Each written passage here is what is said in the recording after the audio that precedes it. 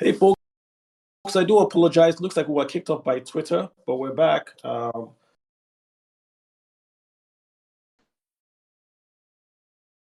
if unions help or hurt? So, yeah, so we're back, guys. If you want to speak, I've done my. If you missed my rant, man, you missed. I was talking about the unions and how the unions have essentially been impediments, right, to Nigeria's reforms. I spoke about the Pension Act and how unions were against that. I spoke about the power sector reforms and how unions were against that. Also about the refineries, we're trying to sell the refineries and unions were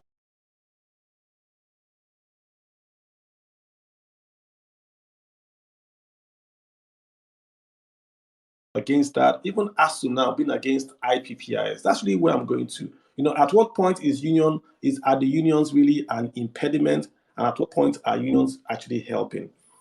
Mr. Ipsal, did I get that name right? That's Ipsal. What's up?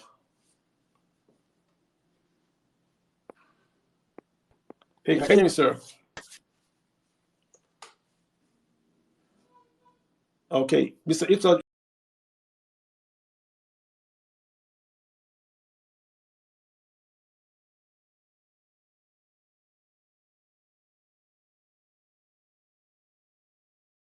you're a union. Are you allowed to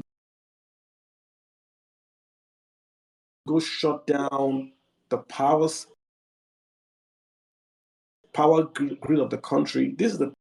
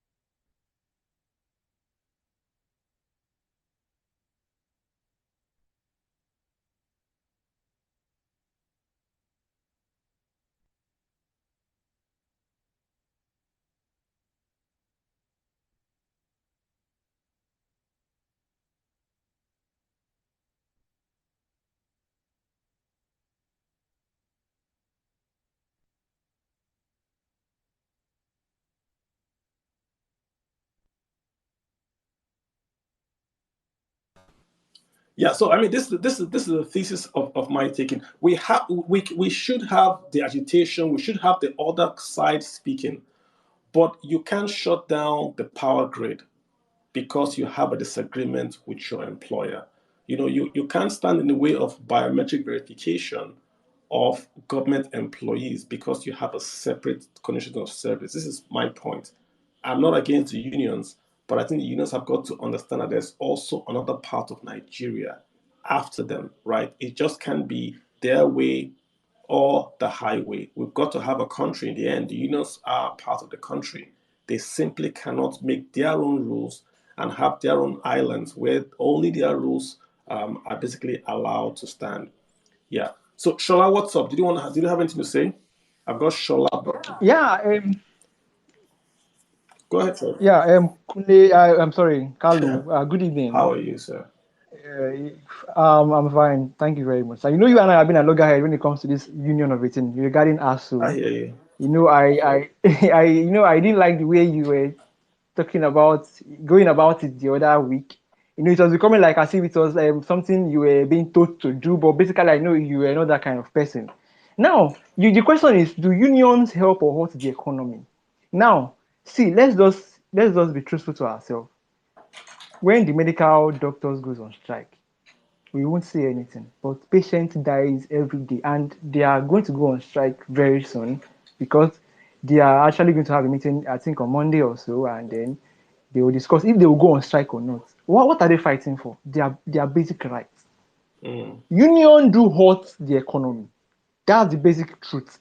And they only hurt the economy because of the practicalness, the lack of sincerity on the government.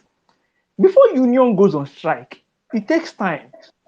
Notification of strike from the beginning of the year to the end of the year, the government will not do anything. The moment it will declare strike, that is when they are not unions, we begin to bounce on those unions. Why are you on strike? And then let's go to the NEPA union and the NUEE. They are going on strike for some reasons. But the only reason that people could come out with was because of they didn't want to sit for promotional exams. And I just laugh about this. Yes, they switched off the grid and I was affected. But why are they going on strike? Yes, you can say their head is a hard guy, and then he's a good bargainer, and then he bargains sort thing with the government. Let us ask ourselves critical questions. Those that are from the government side that signed agreement with those unions, don't they have two heads? Why are we always coming to attack the union whenever they go on strike and not attack the government that actually signed the agreement? The NUE agreement was signed in 2013, and this is 2022, and they're just going on strike. They tried going on strike in 2019. The minister stepped in and signed an agreement with them, and they didn't implement the agreement till today when they went on strike. And then we will now come and face on the union. You are going on strike, arrest him. He should be jailed. Critical infrastructure. Now the other union, the Pengassin and those in charge of the refineries in Nigeria, they are workers there. They are milking from the government. The refineries are not working, but they are not going on strike, and we are not talking about it. And it really pains me. We're not talking about it, and we are spending 6 trillion naira on subsidy. See now, that's the same union that are not going on strike, but hurts the economy. See, let us tell ourselves. You have a point, Shola.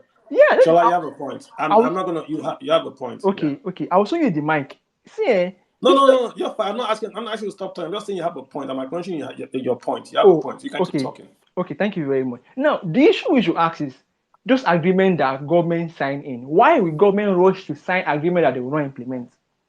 The answer of it, for instance, government have signed agreement since 1988 or so, even before I was born, and I begin to wonder why.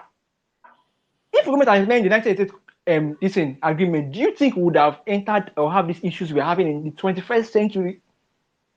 That I don't even know how a test tube look like, and then the ASU is going on strike to fight for my rights, and then someone is telling me I shouldn't go on strike, and so I should be how big graduates? Yeah. So let me come back to you on this, right? So I think if my point, right, and I was disappointed that last week people were thinking I was paid by the government. I was a bit emotional. Okay. Let's agree that I was emotional, right? But my emotions was fact based. I wasn't. Government can't pay me, right? But I was trying to generate buzz to lead to something. And I'm on social media. The way you do this is that you have to engage people to speak so that something can come out of it. So, and I try to be fact-based. I put the ASU period when they've gone on strike, I put it out there. I put the effect of the ASU strike, I put it out there. What really surprised me was when I mentioned IPPIS, ASU pushed back big time. ASU didn't push back when I mentioned all the other stuff. But once I mentioned IPPIS, I got massive pushback. I use an app on my Twitter. It tells me what people see, what people respond to, and they were all responding to IPPIS. So I was thinking, why? So I went and researched IPPIS, and you start to see all sorts of comments by the ASU folks, right? I saw the ASU chairman in Jos saying that if the government does not stop IPPIS, they will go on strike. He said it. I saw lots of folks, even when the ASU went to the Senate, they spoke about IPPIS.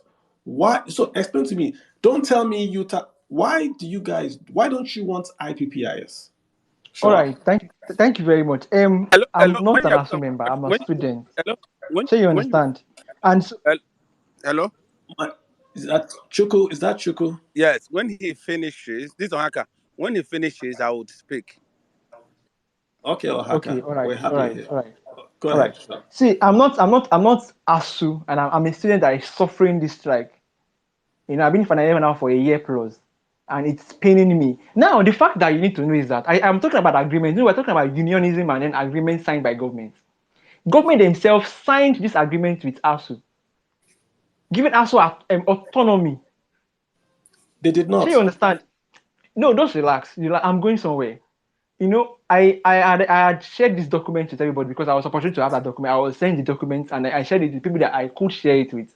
So I can't lay my hand on it now. If I could, I would have shared it to this space again.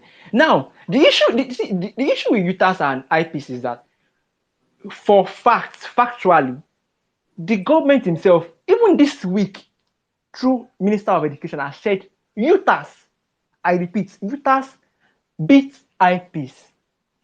Number one. Number two, this same government has now inaugurated a committee to restructure IPs. Mr. Kalu, will you now say ASU wasn't right? Now, thirdly, the issue why ASU don't want IPs is that if you are in the university system, and you're a lecturer, under the former platform before IPs came in, the lecturers knows how much they are earning because I have almost all I'm very close to almost all my lecturers in my department, and they tell me this. I know my lecturers knows how much they are being paid. Now, when IPs was implemented, what it does is that it's begin to deduct unnecessary deduction. My professor that was earning about 450 or so, to this month he'll be paid 250,000 naira. That's number two.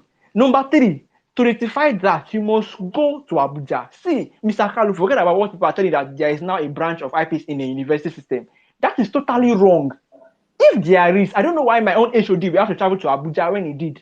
And when we called him, sir, you're not in class, said he's rectifying salary structure in Abuja. For crying out loud. When he came back, my other lecturer went to rectify salary structure. When he came back, they didn't even rectify it. This man spent his childhood fair and risked his life on the road just to rectify a 100,000 difference in his salary account. Fourthly, when it comes to employment, IPs delays employment. In my own department now, there are just 5 lecturers teaching over 800 students. Now, tell me the ratio to student lecturer ratio. They try employing 3 lecturers of what the HOD informed us that they want to employ 3 lecturers, but these 3 lecturers had to go to Abuja to take letters from the head of service to get employment and to be fixed under IPs. Come on. Okay, This Shola. kills the system. I Thank hear you you. very much. Shola, stay right there. Let me just get others to hop in before I Yeah, talk. of Victor, I course, see of your hand, course. but Victor, let me get Ohaka hop in. Shola, stay right there. Ohaka, what's up? Go ahead. All right. Good evening, all. I want to comment from the point of the last speaker on IPPIS. I work with an establishment that is more than ASU. The agency I work with has more coverage than ASU, and they have more population than ASU.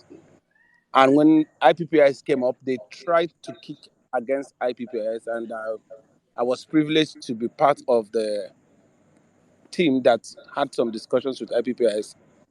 And I must say this emphatically without any apology. ASU strike, if I were the president, I will arrest all of them. It is not necessary. It is selfish. It is self-centered. I've engaged a couple of my friends who are lecturers. During my time, we had strike. And I've engaged some of my friends who are lecturers, and I've asked them what are the basics for this strike. And when you hear them speak, it is boiled down to selfishness, selfishness, selfishness, selfishness. Now, if you want to know what IPs is and what UTAS is, fortunately for me, I co-own a company with a friend. We are revenue generators for universities. We manage the internally generated revenues for universities, their school fees and other things. And I will tell you that no university can give account of the amount students pay into the school coffers. They don't want the government to know. Now, private sector universities are self-funding themselves. No university can come out and give you proper account of what they have generated on their own. And that is what they want to do with the UTAS. The essence of that thing, running away from that IPPS, is to ensure that government does not have a grip on them. I had a friend who came into the country who was looking for a university for establishment. They wanted to do partnership, and I took him to one of the state university, my state university.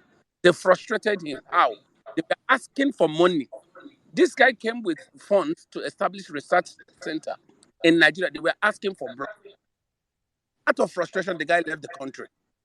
These guys are not. I have had to engage 2 vice chancellors, and I've asked them, Prof, why do you always depend on government for funds when you have sources of generating your revenues?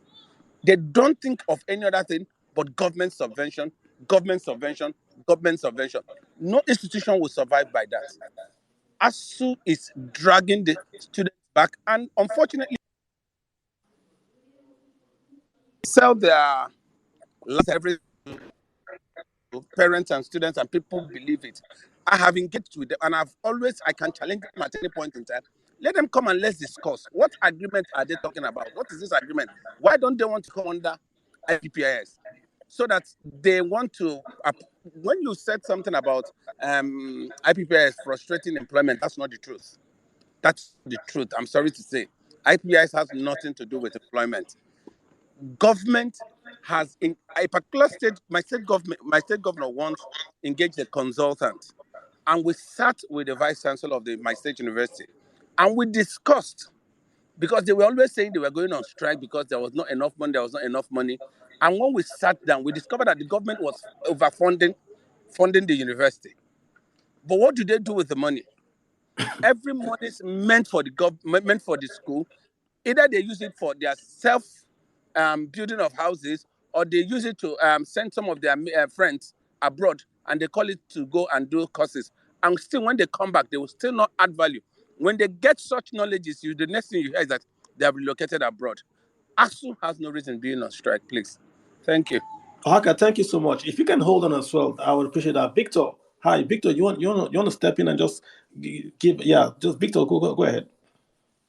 No, me, I want to take a middle ground in this discussion.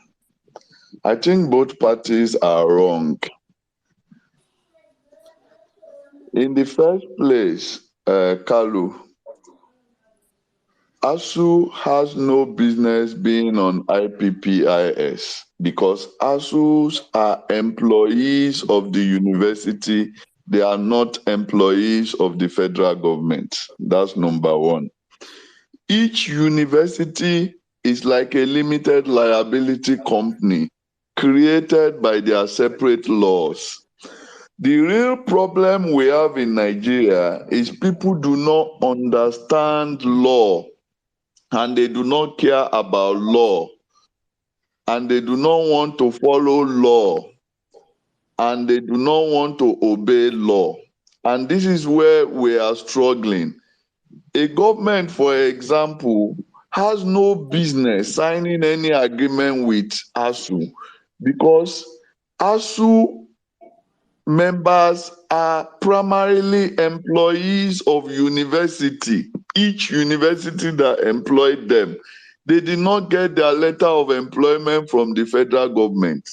So in the first place, anybody that is supposed to be on IPs is supposed to be from people who got their letter of employment from federal government, that is Federal Civil Service Commission.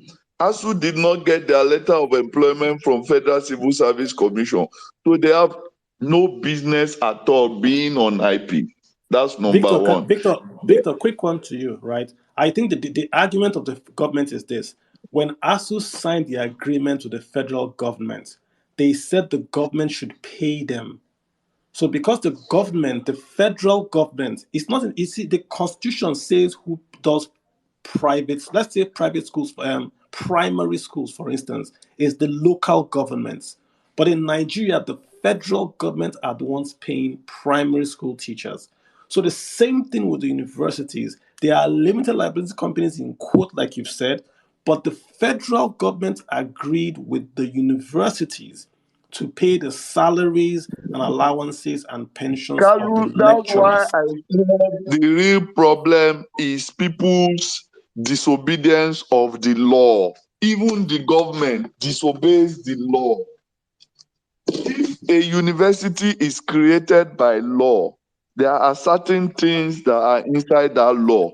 So federal government is an illegal agreement that they have gone to sign with ASU. They have no business signing an agreement with somebody they did not employ. Okay, so Do you Victor, get it? I want to write this down. I want to come back. You see, I agree with you. I'm just moderating that the agreement. I've tweeted the agreement itself is functionally It's illegal. It's wrong. not backed by any law at all. This Because is in the the point first I've been place, making the with ASU The over federal the week. government itself is not an employer of ASU. They had no business signing any agreement with ASU. Okay, Victor, I want to get Wale in. Yeah, Shola, I hope you've heard what Victor has said. This is also the point I'm trying to. Shola, before you speak, I'm trying to make this point on Twitter as well. And I've said that the agreement that has been signed is unworkable. The government signed what they did not, in quote, and I'm being very respectful, they did not really understand. Like Victor has said, and I also agree with him. The employer of the university lecturers is not the federal government. But the federal government signed to pay the salaries of the university lecturers, making them, in quote, de facto employers. That's why they wanted to be on IPPIS. Because the universities are special, they should have their own UTAS and receive grants to the universities. Then when the grant comes to, say, University of Nigeria, the University of Nigeria can then pay however it wants to.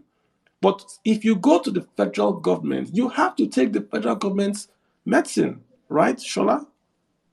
Yes, I heard you very clear. See, if I'm to step in now, I and Mr. Victor have also had this argument one time in the timeline. He asked me the same question: that who is the employee or the employer of ASU? And I basically told him the government because of what has been going on. But I want to also draw what Mr. Chukuma said. There's a line he said, there's what you need to know. There's a space we just left. I just left from. We actually discussed about what the matters really are, and I believe what is happening is misinformation. I'm sorry to say this space is not about even ASU, but it's like we're also going to make ASU the board of contention once again. Yeah. Now, it is known fact that federal schools remit 25% of their revenue to the TSA. I said this before, and people were like arguing with me. Hold on, Shola. Yes, on. Mr. Carlo, that's the simple truth. Hold on, Shola. Because people are listening, I have to moderate and give the No, of course. The TSA is not a quote-unquote remit. You don't remit. TSA is the Treasury single account. What it does is this. Any payments to any federal institution or any institution that has the budget under the government, you pay to one account. It's like the government saying pay to one account. Why? Because in the past, Ministry of Finance will have 200 billion in First Bank Kano, but Ministry of Transport to go to First Bank Maiduguri and borrow 100 billion because it's not in one account. So I'm being simplistic. So when you say ASU is remitting, they are not remitting. They are remitting the normal revenues that they would have collected, but they are paying it to one single account. Just to make that point clear, it's not a profit. I know I'm saying this clarification, Shola. People are listening. Yeah, okay. Thank you very much. That's where I'm driving at, actually. Probably I might have misquoted or I might have said it in the wrong way. But the benchmark is the universities pay 25% and they pay it through TSA or to I don't know how we're going to put it. But in the sentence I'm making, TSA is involved and there's a 25% that the federal university is paying. So Mr. Chukwuma should get that fact right, sincerely speaking. The question I asked myself, why is okay, Mr. Victor. See, let's address the issue. Let's accept what I'm saying because I don't want to be. I don't want to speak falsely. Wait, That's Shola, where we are going to, sir. Shola, cool down. Let's address the issue as they are. You know, when you want to count 1, 2, 3, you start from 1. Okay. Let's take the fundamentals. Is a university a legal entity on its own, just like UBA, just like Zenith Bank, created by law on its own? It is a legal entity created by law. by a bill Now, actually. Each university is being are the created by a bill. lecturers employed by the university that employ them with a letter saying that this is your employment, this is what you are supposed to do, this is your salary, and this is how you are going to get it or not? No, Mr. Victor, I'm not going to answer that question because Okay, I'm not a let me lecturer, answer okay? it. Okay. Shola and Now, Victor, the answer is no. But we know what we are saying. Victor, let's not be too legalistic. We understand what you're saying. I get what you're saying, that the university lecturers are not. I get it, but let's be realistic. The university guys are paid by the Carlo, federal government. can I come in? Can I come in? Go ahead. but Can I come in? I want Mr. Because Chukuma to hello, get it that there's a Yeah, 25% that is being paid by the hello, university. hello. yeah, Shola, Chukuma, I sorry, can hear please. you. Shola was saying something to you. Okay, Shola, go ahead. Yeah, Now when you finish. I've made my statement. I want him to accept these facts. Let's Okay, have a Chukuma, go ahead. discussion. Okay, Chukuma, go ahead. Now, Shola, they do Okay. not remit 25%. Sorry, they do not remit 25%. So how Do much you do know you that remit? do you know that the schools actually opposed this TSA when it came newly? Universities opposed TSA when it came newly.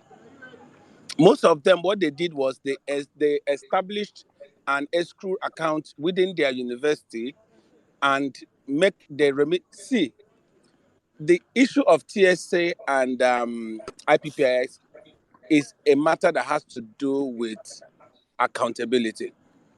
But Mr. Mr. Chukuma, Victor I'm is sorry sorry, to sorry, cut you sorry, short. Mr. Victor, I'm very sorry to Mr. cut you Victor, short. sorry, let me finish. Okay, Mr. okay. Victor is absolutely right. And that's where Carlo comes in also. The universities can, on their own, bring amount of number of employees and claim and go and tell government, these are the number of people working with us. And that is what we need subvention for. Government interest in asking for IPPIS is based on the fact that these people come with numbers and requests for money. As a limited liability company, like Mr. Victor was saying, if the universities were not coming to the government requesting for funds all the ways and asking government to increase pension, increase this, increase that, government wouldn't ask them to come and do IPPIS. UBA is not on IPPIS. Stanbic IBTC is not on IPPIS because they do not go to government Those to are request for private funds. entity. No, Wait, I'm coming. Shola, Chukuma, hold on. Shola, NNPC is not on IPPIS. They are not. CBA is not on Mr. IPPIS. Kalu, we've had that discussion before. Shola, they are not Okay. because they are not. Their salaries are not paid by the federal government. See, I don't want us to argue this thing because I want us to have a very constructive engagement this night. See, the fact that we are not actually in tune to what's happening in the university system is actually painful. That we don't actually want to accept that the university remit 25%. And according to the recent news, the Senate actually asked the university of the Iraq to remit some amount to the TSA and asked why that amount hasn't been rescued. Shola, they are remitting because they are on TSA. It's nothing new. Everybody And that's the remits. 25% I'm talking about. The 25% is revenue. As remittance. Shola, no. I corrected you last time. Okay. But Okay. I corrected you just to make the point so people understand. Okay, fine. TSA, you were still remitting, were you not, to your local treasury? Before the TSA, if I pay my school fees, that money is still remitted. There's no difference with you remitting to TSA and remitting to your local bank. The difference is that you are remitting to the federal account in this instance. Okay, fine. But Kalu, can I jump in? No. Hold on, Victor. Victor, I want to get just to Can I jump in? You guys are getting I have a second point to make. Victor, hold on. Let me go around the room if you don't mind. Yes, go ahead. No, I have just a want point to to point make. out Just something. one point. I want to point out something, Kalu, quickly. We're jumping above the discussion. The discussion is that we are not establishing the fundamentals. Let's establish the fundamentals. No, the sir. Mr. Chukuma made a statement I'm trying to correct. Government itself is doing something illegal. Government is signing an agreement with somebody it has not employed. Government is taking onto IPPIS the people that are not his staff. That in itself is illegal. Government has only one business with university. Give them a lump sum every year as a subvention. I agree. Okay, thank you very much, So, Mr. Victor. hold on, Please, hold Mr. on. Kalu, Can I I need to Shola, make this sentence before I hand over the Shola, mic to 101. 01, can I rather. go ahead. Let me Go ahead, just Shola. let me Hold just make on. this statement. Shola, go ahead. Now, Go ahead. Very thank you quick, very Shola. much. I'll be very brief. I'll be very brief. Now, Mr. Chukwuma said that the ASU members are not open. See, let me just tell you, or are corrupt. Let me now make this statement. See, if the ASU member is corrupt, the ASU will not ask the federal government to visit the university and read a white paper. Oh, come on. See, White paper? We're talking white paper? No. What is It's, that? I'm trying. What does that mean? I don't know what white paper The means. visitation panel that went to Come on, visit man. Let's this not use big universities. words. Let's not use No, big words. it's not big word. It's White not big paper. word, What does Mr. white Kalu. paper mean? I am talking about the statement or comment made by Mr. Chukwuma. I hear Please, you. you need to allow me. You need to allow me make my Shola, point. So then I you can. want us Shola, to make my people point. are listening that don't Shola, know. Shola, Ohaka, hold on. Shola. Okay. People are Hello? listening Sorry, that don't can I know quickly about speak? this.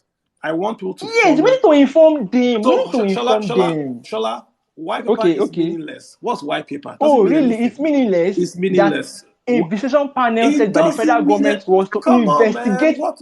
I have white paper from our Oh people. no, Mr. Kalu, Shola, this is hold on. wrong. Shola, look out. Hear what I'm telling you.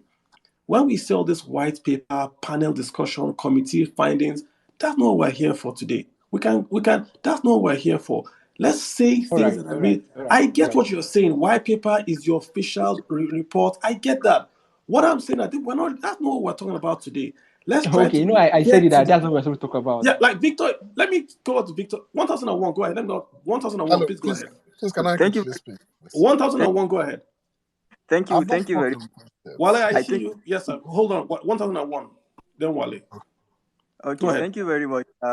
It's very good that the public is here to see how Mr. Shola has been making statements. The way he makes statements is a direct reflection of the way even ASU as a union makes very very random statements without wanting anybody to bring counter statements. Firstly, I want to make it clear that just like Mr. Shola, I'm a student. I'm a student, and I want to go back to the fundamental subject of this space, which is, do unions help or hurt the economy? Something that Nigerians are very very good at is saying something by saying something else. That's something we're very, very good at. Economically, the fact here is that unions do a lot of harm to the economy, because let's even narrow it down to ASU in particular. I say this all the time, that the most affected people by ASU strike is not even the students. It's not the students. It's not the lecturers. It is the immediate community where the university is located. I'm talking about the people that make their living through the university. These are the shop owners in the university, the people that restaurant owners. These are people that even sell food stuff. Even Okada men. This is the harm we're talking about, that strikes does to the economy and the society at large. What is a union? what is a union? The fundamental reason why unions are formed is to promote the interest of its members. That's a fact. No emotional blackmail or no playing to the gallery can change that fact. Unions exist to push the interest of the members. The question here is the interest of the members the same as the interest as 200 million other Nigerians out there? It cannot be. It cannot be. There's no way that can even be the case. I don't want to talk about this ASU issue because it's a very emotional issue, and unfortunately for Nigerians, we're very very emotional people. As you can see, as Mr. Shola has been saying, and it's not helping to anybody. But we need to be realistic and call a spade to be very very honest.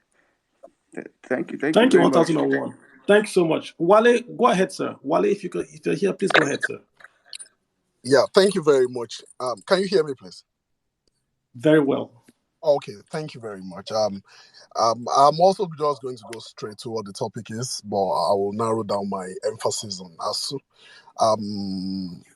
The way it is, unions are actually designed in such a way that you have employees that are on top of their game, that have done their roles, that have done things efficiently and effectively, seeking union to back them up when employers want to oppress them. That's actually the roles unions should actually play. Unions should not defend people who are mostly not quite progressive or being innovative in the way they try to make their grievances known. And I'll boil it down quickly to ASU. ASU has been hurt seriously in the past. I was in the university in the, I think, early 2000s now, maybe 99 or 2000, during a particular ASU strike that led to the sack of about 44 lecturers in the University of Ilorin. And we know that matter went to the Supreme Court. That matter went for years. I had one or two of those lecturers come to my faculty then, I think around 2001. And it's so painful that the same way ASU tries to, address its grievances those number of years back is the same way ASU tries to do it now. ASU is not interested in policy. And ASU is not interested in what exactly is happening to the law. And the laws that will protect them. ASU just goes to the federal government and keeps seeking monies. Wow. It is not going to work like that in the long run. Now, this time around, ASU has now come across a government that does not care, that doesn't care if everybody dies.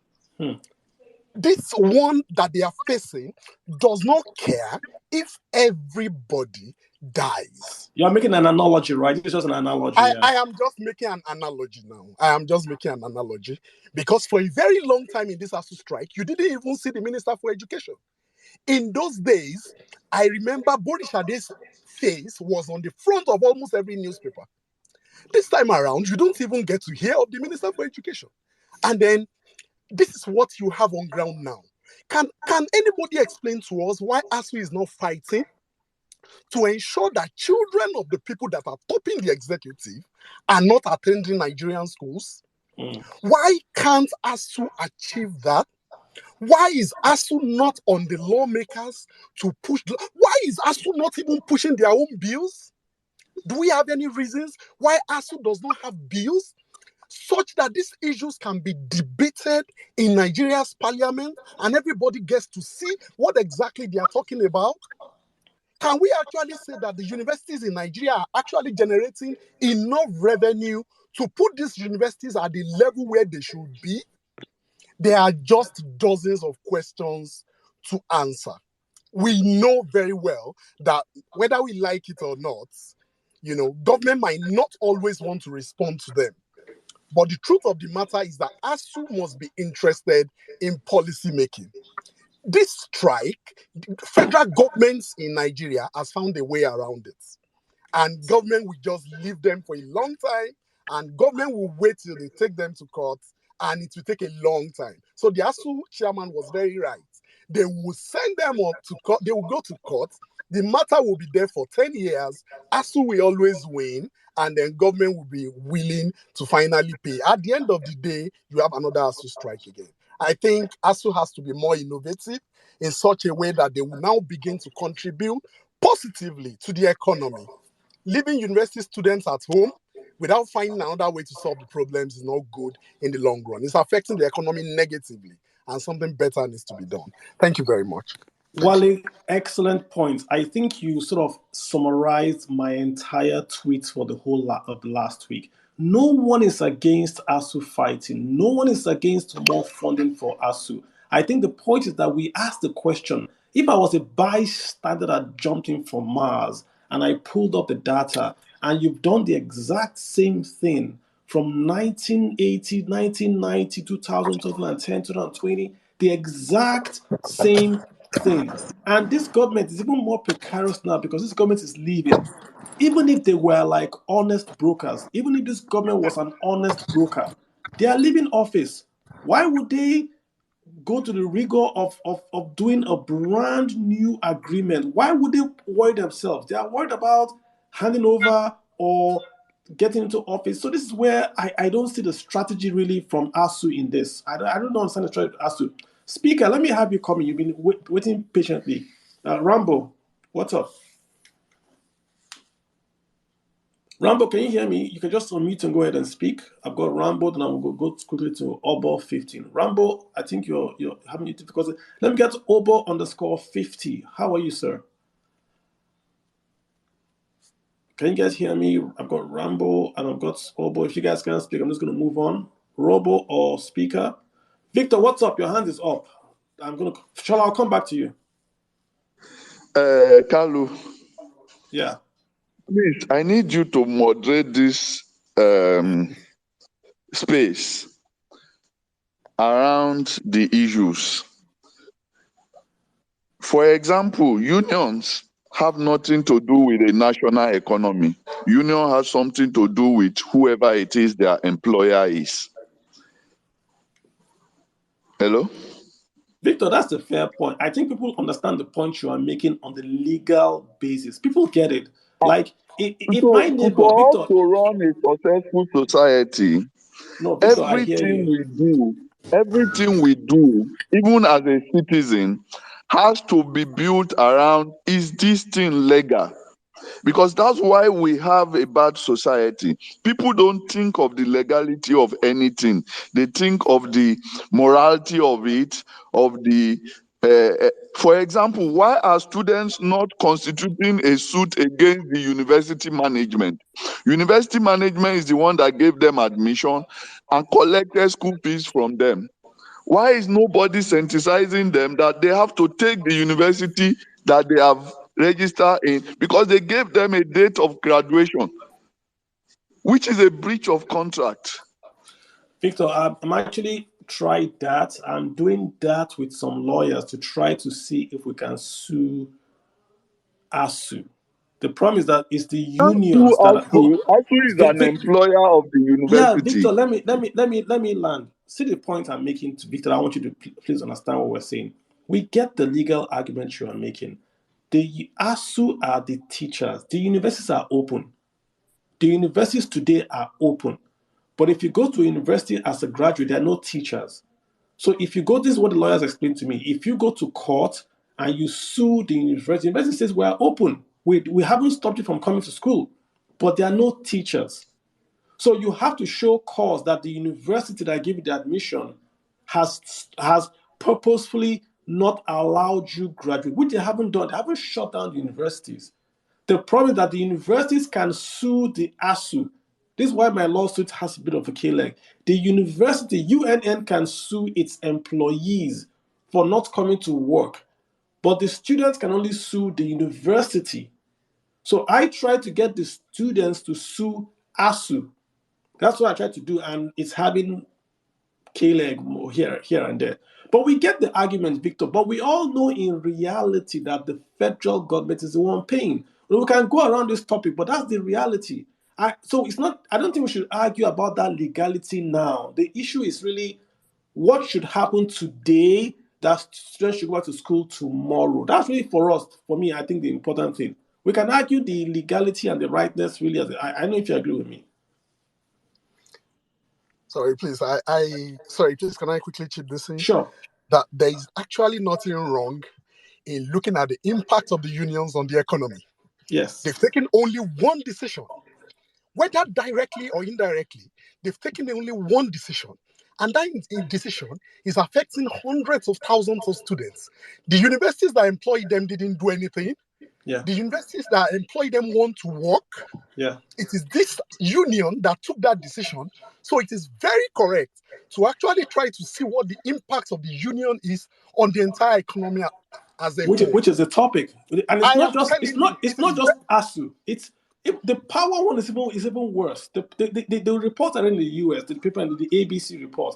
They were not really interested in that there was power outage in Nigeria. They were saying that many union guys just walked in and shut down the power supply.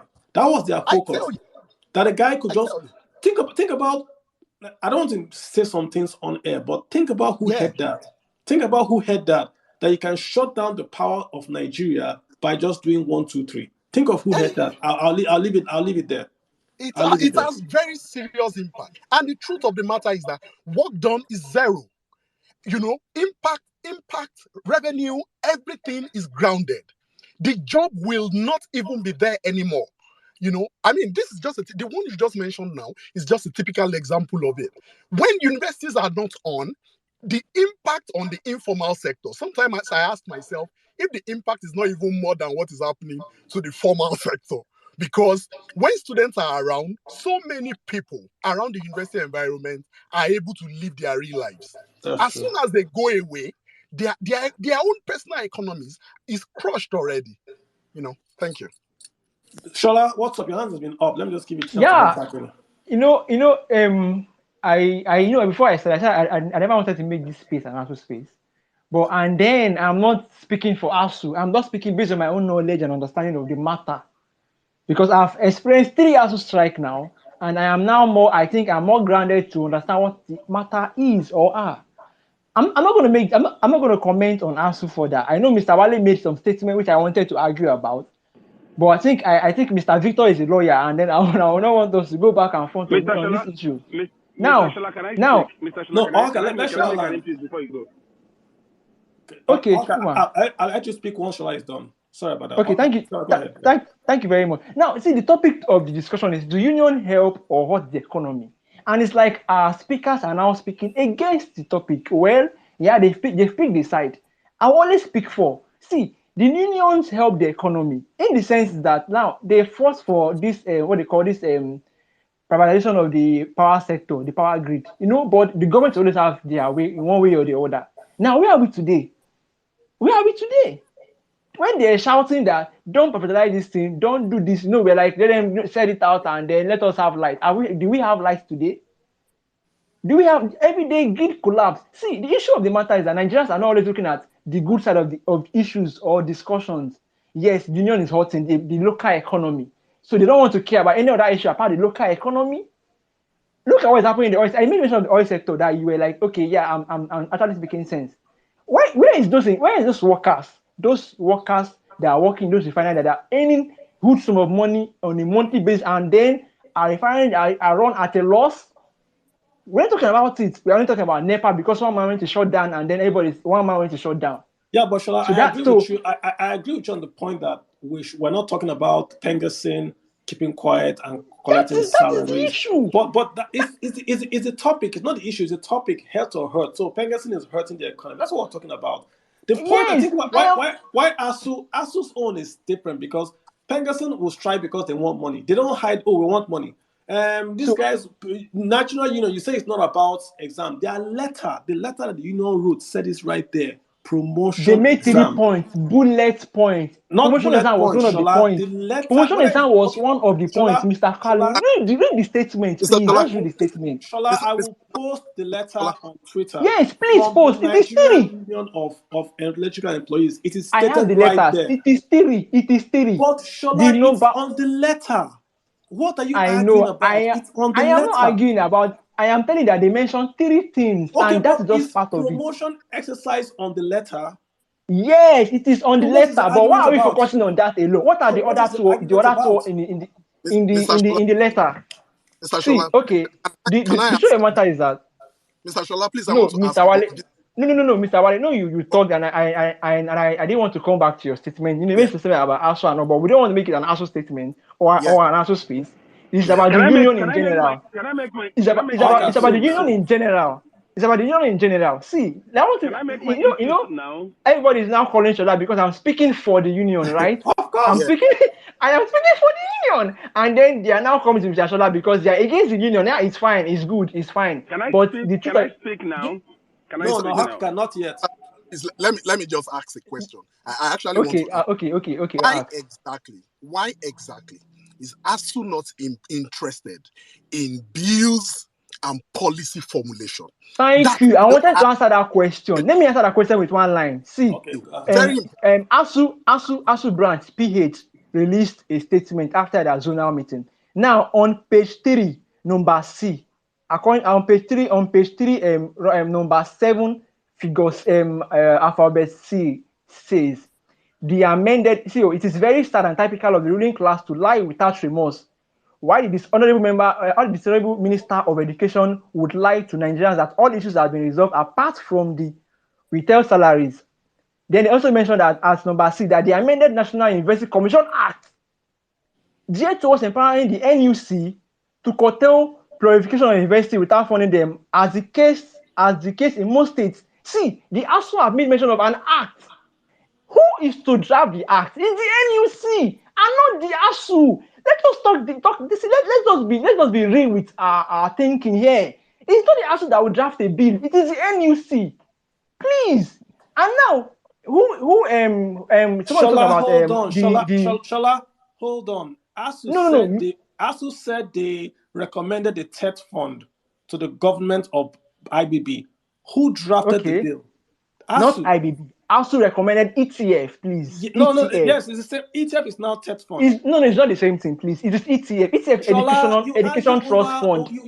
Shola, ETF was created. Okay, hold on. I don't drive on falsehood, if you know me. Hold on. Okay. ETF was Education Trust Fund. Shola, I'll mute you. Yes.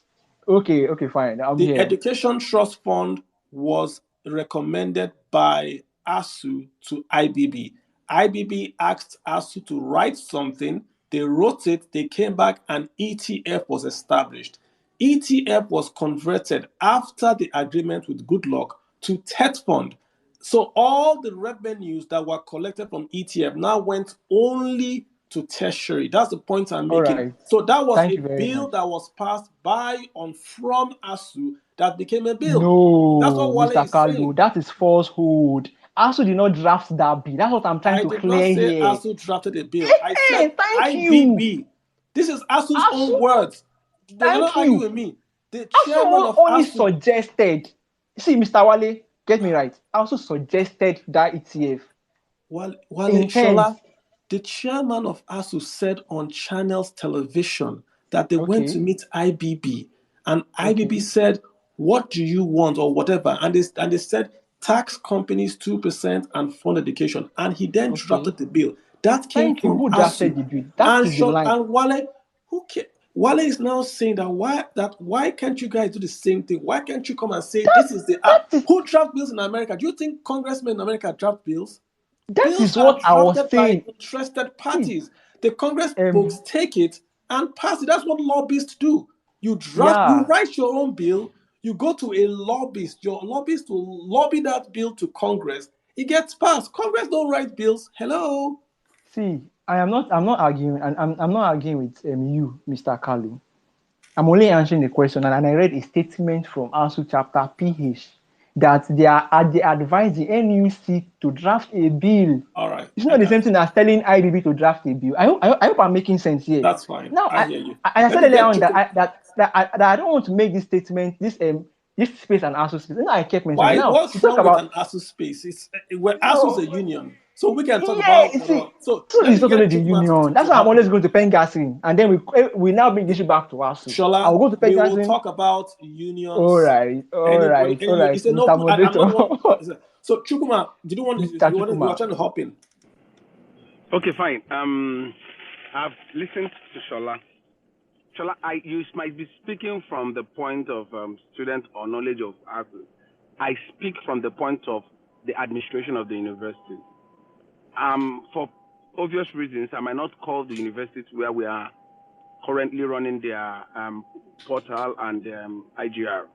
But I can tell you from the point of someone who has knowledge of the administration of universities. When Mr. Victor said something about ASU, the universities being direct employers of the staff of the university, I agree with him 100%.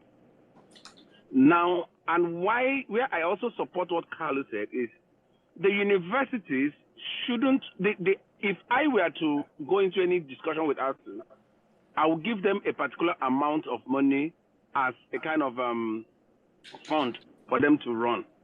Issues of salary decisions and every other thing should be their basics. They shouldn't bring it up to compare what judges are earning, what NMPC people are earning, because their contributions might not be the same. The problem with ASU till tomorrow is that ASU wants to earn what others are earning without knowing if they are contributing what others are contributing. And I stand to, I will defend it anywhere.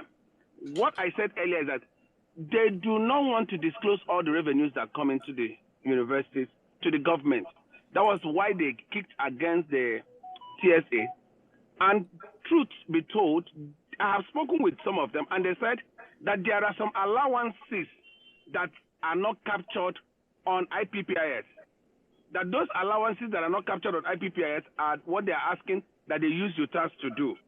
And I'll tell you this, you might be shocked to understand that this UTAS might also be an avenue that most of them want to project their friends, the companies of their associates, to also make revenue. They argue the ASU strike and ASU war is not in the interest of the public, it's not in the interest of the student, it's not in the interest of the economy. If I were the president, I would handle all of them and put them in detention. Because there is no basis for that. Okay, There's no basis for that. Let me get Songisis. Thank you for waiting. Go ahead and unmute, sir. Songisis, okay. Yeah. Thank you, Carlo. How are you, sir? I'm fine, thank you. So I think that when it comes to the main question of whether unions help or hurt the economy, I honestly think opinions are divided. There are some who argue that yes, unions help the economy. There are others who say unions hurt the economy. But what I have to say on this ASU strike is that I think both parties are wrong on many issues, including ASU. So now let's start with the government. Government has consistently failed on many occasions. They have failed the people, ASU inclusive. They have entered into agreements in the past that they have not honored. It's only, I think Nigeria is one of the few countries that you enter into agreements and you act like you never committed yourself to anything. So on that note, government has failed. Now with ASU, I think we need to separate some of these issues. The issue of ASU demands for funds, and the issue, like you, Carlo, you've talked up in your tweets, the issue of how can ASU become, how can universities become sustainable financially?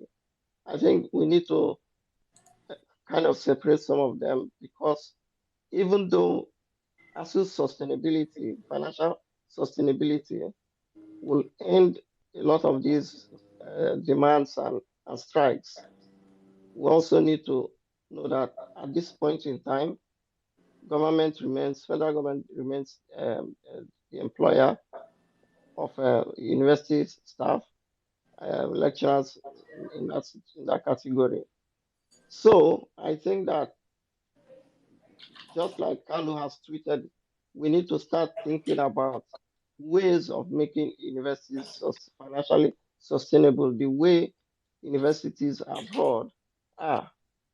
And of course, there are various models that are very practicable that we can use in Nigeria. The problem is, the major problem we've always had on both sides is corruption, governance issues, transparency, accountability.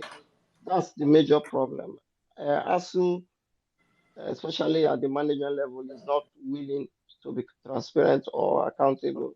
There's a lot of funds that universities make that do not go into any I hear government. I hear you, sir. I think you've made some really good calming points for us all to consider. And again, let's just go back to the point that we're asking really a broad question of unions helping or hurting. And I don't think anyone. I hear you. Did you want to? I honestly cannot answer that question as to No, yes no, or no. no. I said you've done. You've answered that question already. There's no right. There's no yes or no answer to this. Just Yeah, like yeah, we're debating yeah. this. But you know, my take. I know, and again, ASU strike is very different from the strikes of other unions, if I may say so, because ASU really is. Remember, they are a group of employees. ASU is not the university. Many folks seem to conflict these two. ASU are not the university, so universities are not on strike. Universities are open, but the employees in the universities are not working. Just one part of it. When I was in university, ASU went on strike, would be in school playing chess, doing all that stuff, just enjoying, right? But once the junior staff go on strike, everybody has to leave the school because no one's going to clean the bathroom and the toilet. So everyone has to leave. So everyone has got power. ASU is the teachers, but you can't teach when there's no water in schools as well. And the problem with ASU is this one single strategy for 30 years. No going back, no going forward, no consideration of left, no consideration of right. It's just we are going to strike unless you give us this amount of money. If you don't give us this amount of money, we will not call off the strike. So government have now figured out, look at how you manage ASU. When you enter office, ASU is going to go on strike. So you sign whatever ASU wants. You sign, I'll give you 20 trillion. When you sign, you say, well, I don't have 20 trillion now, so I'm going to give you your first batch of 200 billion. You give them your first batch of 200 billion. You give to them near elections for your re-election. So once you get past re-election, you ignore ASU. Let them go on strike. If they go on strike for 50 years, you don't care because you've already done your second term and you are leaving. Governments have understood how to manage ASU. That's what's going on with ASU now. This government today is not going to listen to ASU. They don't have to because they are, and I'm being cynical, because they are leaving office. They are not going to listen to ASU. Whatever we want to say, whether it's right or wrong, no politician is going to listen to them. So what? And I think ASU knows this as well. So why are you keeping kids at home? Isn't it better to call the three guys? You call Atiku, you call Bola Ahmed Tinubu, you call Peter Obi, and you say, okay, we're going to have a summit. We're going to televise it on TV. Come and tell us, the university community, the school community, how you are going to fund us on camera, live, put them on the spot. You have the power now. Use that power. Call them for a televised debate. Say, not one by one, don't bring them together. Say, Bola Tinubu, come on Tuesday. Peter Obi, come on Wednesday. Atiku, come on Monday. Tell us how you will fund education going forward. Facts, figures, timelines. Put them on the spot. Make them make a campaign promise. You have that promise. You can start to negotiate with three of them. Out of three of them, one is going to be the president in 2023. Negotiate with all three, have all their plans, is televised. Nigerians would watch it. So that you then say, make a commitment here that if you sign this agreement, you're going to also push to get a bill signed, get an ASU bill signed to fund whatever promise they've given you. Agreements are not appropriations. You cannot get money from an agreement. That's what Victor is saying. It's not legal to give you money because there's an agreement. No matter how, I'm being cynical, but the government is using ASU's head. An agreement does not guarantee appropriation. A guy once said it doesn't.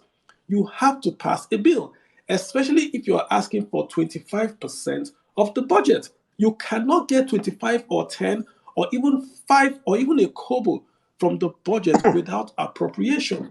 So let the ASU do this. You have 6 months with the new political party, with these three guys.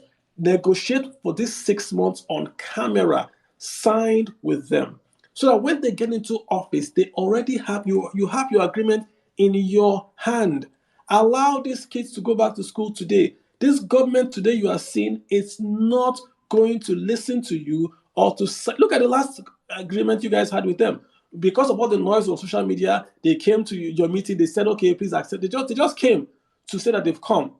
The body language of the government today, they are not going to listen to you guys. I'm sorry. Hey, Mr. Six, is that 6G? Goke Toyibo. What's up? Okay, go for it. Even if you cannot mute. Obo, are you back? I see you're back here. I heard you last, but I didn't hear you speak. So, Obo, do you want to speak before 6G gets in? Obo, can you speak? Can you unmute and go ahead and go ahead? I'm waiting on Obo_50 or 6G. And if you guys can unmute and speak. Yes. Hello. How are you, sir? Thanks for coming Yeah. back. You dropped off a while Yes. back. Yes. Can you hear me? Hello. I can. Yes. I can hear you, sir. Go ahead. Hello. Can you hear Obo, me? I can hear you. Yeah. Yes.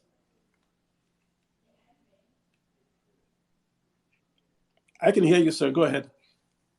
Okay. So I'm just going to quickly try to address some issues that Shola raised concerning unions and all that.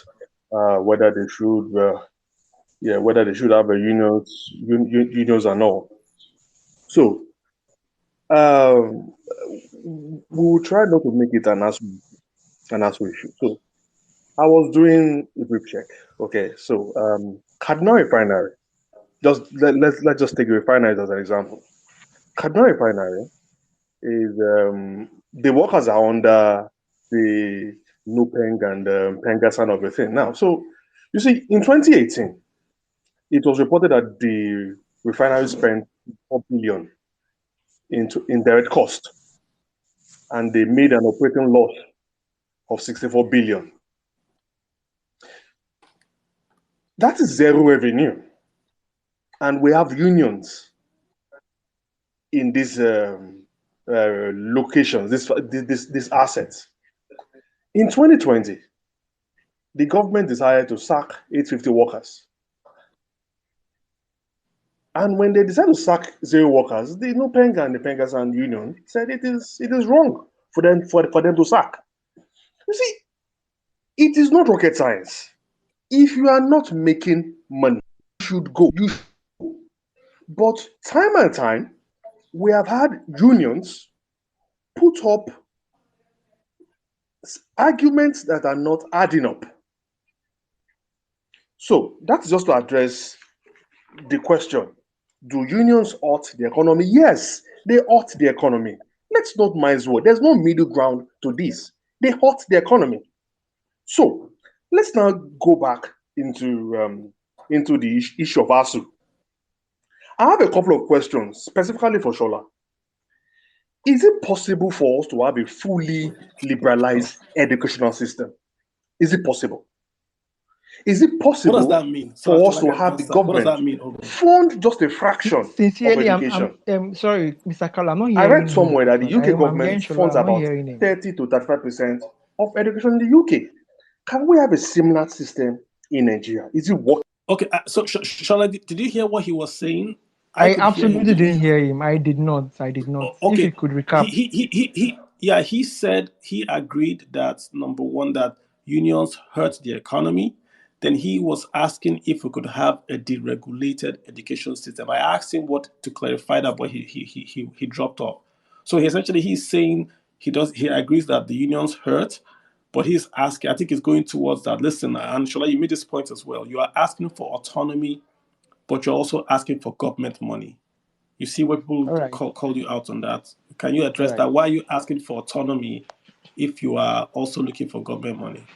All right. Thank you very much. And Obo, okay, he's not here. Mr. Carlo, he dropped off. Yeah. Okay, yeah. Let's have a question and answer section briefly and very quickly.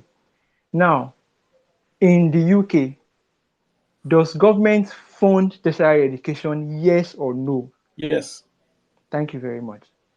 Now, in the UK, isn't there autonomy of these universities we're talking about? Yes or no? No. There is no autonomy in the UK? There is. Thank you very much. Now, what am I saying in essence in Nigeria? Government should give university autonomy. Me asking government to still fund the university is not rocket science. It is done overseas, since we like comparing our own country. Can I ask you my own yes or no question? Yeah, you can ask. Yes, you can ask. Okay. In the UK, does the government pay the salaries of the university lecturers in university in the UK? No. You know what they fund? They fund like grants. They give grants, they give endowment funds, they give grants to the university's budget. They support the university. Same thing in Of course. America. The US government does not fund Harvard. The US government could Okay. give Harvard a grant or give a chair or a grant or support, but they don't pay the salaries. Those universities are all standalone institutions. The All thing right. with All right. Nigeria is that the University of Nigeria, like Victor is saying, is a standalone institution. It's not owned by the federal government per se. The All right. workers in that university are not employed by the federal government. They are employed by the Okay. University of Nigeria. All When right. ASU goes on strike, ASU requests specifically that funding should come from the federal government, not from their university. ASU is Okay. asking the federal government to pay their salaries, not the University of Nigeria. That's what Okay. Now, because they are asking for 25% of the federal budget, not 25% of the University of Nigeria's budget. Clear point? okay. Are we clear on Mr. that? Kalu. Yeah. No. Yeah. Nah. Thank you for clearing. You made the right statement, and then towards your ending, you contradicted yourself. You know. Now, taking that statement to your ending now. Let me now say what he said. He said ASU is asking for 25% of the national budget. What does UNESCO say about education in education in the world? That government should spend at least 15 to 25%. If I'm not mistaken. Yes or no, Mr. Kalu? I didn't hear the question. What's the question? UNESCO says government should spend annually 15 to 25% of its annual budget on education. Yes or no? 26%, correct. You're higher Yeah, than I'm that just putting the 26%. rate. Yeah, Correct. yes or That's no, right? correct. So Yes. now tell me now, is it a crime for us asking the government to fund education with 25% of the national No, budget? but Is it a ASU is crime? asking for 50% of that 25%. Hey, that particular 50%, it is what we are supposed to talk about. See, the issue I had with you and Mr. Kalu, sincerely speaking, the issue I had with you was that you were painting in the fact that ASU was asking for social amount from the government, and then they should leave other sector of the educational aspect of it. You know, so people misread. See, I now understand you with this explanation you are making, because see, yes and no question, and we are now being truthful to ourselves that it is not ASU ASU is right by asking for 25% of the national budget. Now, but you are not saying ASU is wrong for asking 50% of that 25%. Say, now Yes. that is basically that is just it, and you are actually right in your own aspect. I have my own point which I want to make to counter that point, but no, this is not about this is about union. Will union help or hurt the economy? Now, this is where I'm coming from. ASU as a union has helped and hurt the economy. Well, because I'm speaking in favor of ASU, I would say it has helped. See, you likely said that ASU fought for ETF and TET fund. Go to our schools today. My school personally, half of the building there are TET fund. Who construct this building? Local workers, not people from China. People from the community. People from that community that were saying hurt, that ASU strike is hurting, are those people that built those structures we have today. There may be one or two expatriates and then professional bodies, probably 3 or 4 that are not supervised. But the manual labor, see, my school is building over 6 structures today. I've interacted with 1 or 2 of those workers, and all of them are speaking the language I don't understand, meaning they are local workers. Isn't that union indirectly helping the economy of that area, of that local area? Shola, Do you understand? if we stretch your argument, right, that would mean Okay. that for the government to fund that your university, they are taking the money Okay. away from a primary school as well, because the primary schools also get that 25%. And all over Okay. the world, I shared a graphic for you from across the Yeah, world. I saw it. I did Finland, Japan, EU. There is no country on earth that spends more money More on the tertiary education, right? As a matter of fact, UNICEF says if you spend more money on the tertiary, it's regressive. UNICEF wants you to Okay. spend more money on the primary schooling. In Nigeria, particularly, 10 million kids of primary school age are out of school. So the Okay. need, university is a luxury in quote. Okay. Primary You school are is a necessity. So okay. if you have 10 million kids out of school, The 50% should go to primary. Then universities, because they are universities, they have rich alumni. Alumni fund universities all over the world. Even in the UK, that gets the subvention, and even in the US. An alumni of, is it IFE, gave the school $1 million. That's That's UI. 700 UI, 700 million naira. August, he gave it in August. If the universities, the question also was asking was to do with autonomy. If the university is set up, if ASU set up today an endowment fund and says, okay, the government isn't answering us, we need 2 trillion. We want to take this money and do 1, 2, 3, 4, 5. We will take money or we'll take offers from the public to build. So we want to build a new hostel in Ife. You can give us the money or you can come and build it. I guarantee you, I'm seeing this on Twitter, and I don't have 2 trillion, but I guarantee you, if ASU does that and says they will go off the strike, if all those projects will be funded, I guarantee you today, knowing Nigerians, every item in every school on that list will be funded. The question like Ohaka is asking is, why does ASU not go that route as well as seeking money from the government? Why must, I'm going to get someone to speak. Why must it always be government? Brian Hoppy, what's up? Brian, Tom 22. Go ahead, sir. Okay, thank you. Mr. Shola. Mr. Shola.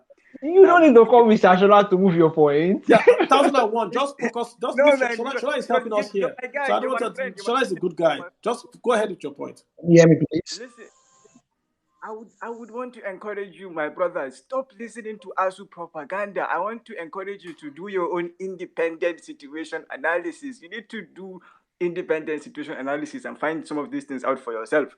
This UNESCO 25% that you're talking about, that maybe ASU have been quoting up and down, it's not even true. The truth is that the UNESCO benchmark for education in developing countries like Nigeria is not even 25%. It is 15 to 20%. And even that, when we're talking about education, let's talk about the benchmark itself. UNESCO has benchmarks for every single sector of the economy. It has a benchmark for education. It has for health.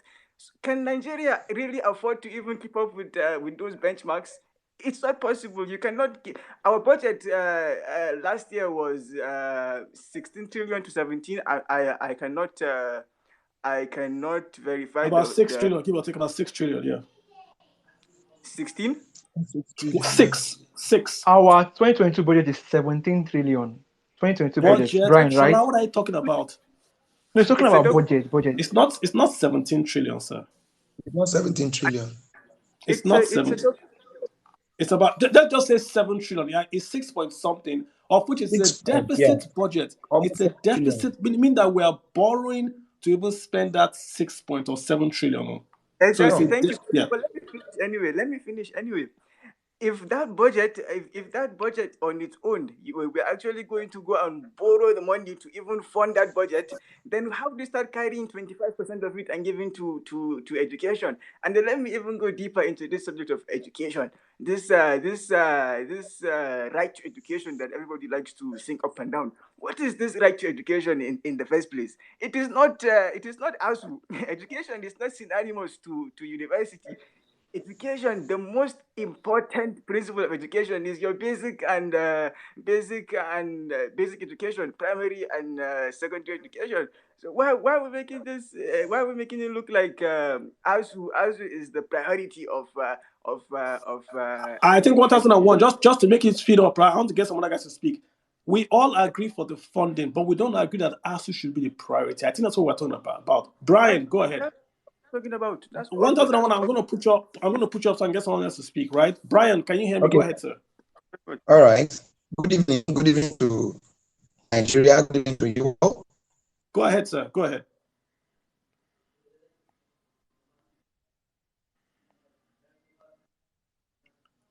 Brian, you seem to be off, so I'm just going to have Brian. I can hear you. Can you hear me?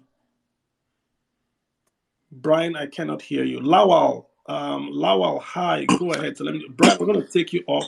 I really can't hear you, Brian. Sorry about that. Hi guys, thanks. Yeah, this is one topic I've been passionate about because it happened to me like over 7 years ago. I think I've always said this, and I don't know if people have said it a lot. There are three parties involved there. There's the students, and there's the FG, and there's ASU. I don't think ASU can go on with this savior mentality. Nothing really works well in Nigeria. It's the same thing.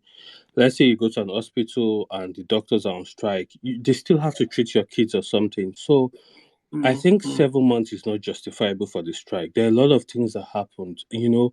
It's like, It's just this year, oh, Lawal. 7 months just this year yeah, I alone. Oh, know. last year, yeah. I know. I was in my final year and I was in 500 level, and another strike started. I went to OOU and I was so frustrated. I messaged the ASU chairman that time that, first, why are state universities joining this ASU strike? Because state university has Oh, their own strike. I'm not in support of the FG. It's not, but I think just going on a 7 month strike will do more harm than good. And nobody is saying the FG is perfect, but I think also the same thing, the leverage they are using, the weapon they are using students' life at stake. I sent the ASU president a message that time. At that time in Nigeria, there are graduates whereby, let's say First Bank and all that. Once you clock 23, they don't take you as what they call a graduate trainee or something. But I think we good need to point. be Good point. considerate of the students too. I went on Good later. point. I went to UK. I moved to Canada. I think we can be individualistic in some places. Like, I mean, actual education is not the end. Apart from like a university degree, maybe something like law or medicine. Most people just go to uni anyway just to have that first degree. You see people that do biochemistry and end up in the bank. I think that amount of years, it will end up doing more good than bad. People just go to state and federal universities now because they can't afford it. Because I've been following this issue and I saw the ASU president saying, oh, they asked him, so what are the positives of this strike? And he was like, oh, people are still going to our universities. No, we can't kill the university system trying to prove a point. It's just going to be like the secondary school. The secondary school and the public primary schools are not working well too, but I don't want to talk too much, but I think at the end of the day, I think if this stuff is decentralized, if state universities say, okay, we are not being funded by government, let's pull out of ASU, you see that ASU will be weaker. But I think what ASU is using as their bargaining, like keeping the students at home, it might have to do more True. harm than good. And this stuff has been going Yeah. on since 1990. What? I'm not on the side of the FG. I've never been. We deserve quality education, but I think that strike, keeping people at home for 7 months. I mean, it's my Yeah. opinion. Just too. Lawal, man, I mean, great point. I think your entire contribution is just sound. I think it's just my view. I think I align with you. I've never, is it my Twitter page is not, I don't talk about education or ASU. I'm not that kind of person. And I'm a money finance guy. But when I look at this ASU strike and you look at the background, like I said, I've looked at the research. I linked ASU strikes with the fall of the naira. And the chairman of ASU backed me up. He says naira fell 2 weeks ago. Naira fell by almost 100 basis points in 1 week. Why? Nigerians were buying dollars to send their kids abroad. So now that the chairman has said there's going to be no resolution of this strike, and we know that kids are not, that the Buhari administration is not going to answer these folks before schools open. Every kid is now going to say, okay, let me go to Ghana, let me go to Togo, let me go to the US to graduate. So dollar is going to keep on going out of the window. So it's a direct economic link. We all support ASU. ASU folks, Tobe was here. I wanted Tobe to come on so I can add him. He's not an ASU guy, but he's a university guy. Every Nigerian supports ASU in their fight because we all have kids, we all have friends, we support education. Where if we are on Twitter, that means you are educated, you can read or write, you went to school. What we don't support is this nihilistic ideology of it's Marxist versus capitalist. If you don't support us, you're working for the people are calling me government worker, people are calling me government employee. What the heck? Because we are saying you guys should expand your strategy. Expand this strategy. Dangote has given close to 100 billion to education. This is just one guy. Dangote Industries, 100 billion.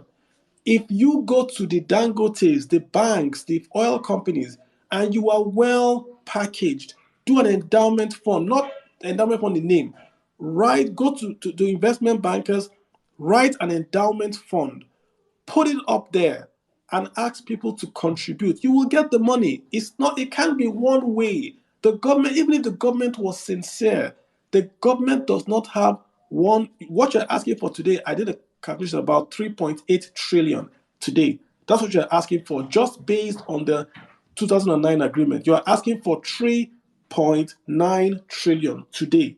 How are you going to get 3.9 trillion? Even if the government was willing and able to give that to you, how would you get that? How do you get the government to say they're going to give you 25% or 50% of the budget without an appropriation? Okay, where do we take the money from? Do we stop the war against terror? Do we take it from roads? Do we take it from? I mean, we can say, yes, this man is paying 800,000. Yes, we bought gifts to Niger Republic, but how many? How many of these guys, if you put it all together? Sorry about my rant. Lawal, thank you so much. I'm going to take you up, but thank you so much. Gideon, what's up, sir? Mr. Good G, evening, thank you. Good how evening, you doing, thank you for sir? the opportunity. Yeah. You made a statement. I so much appreciate this space. I've never been in any of your spaces, but this one, fantastic. So I'm going to approach this from your fundamental question: do unions help or hurt the economy? So I've been in working life, professional life now for 17 years, and in those 17 years, I first I worked in a bank.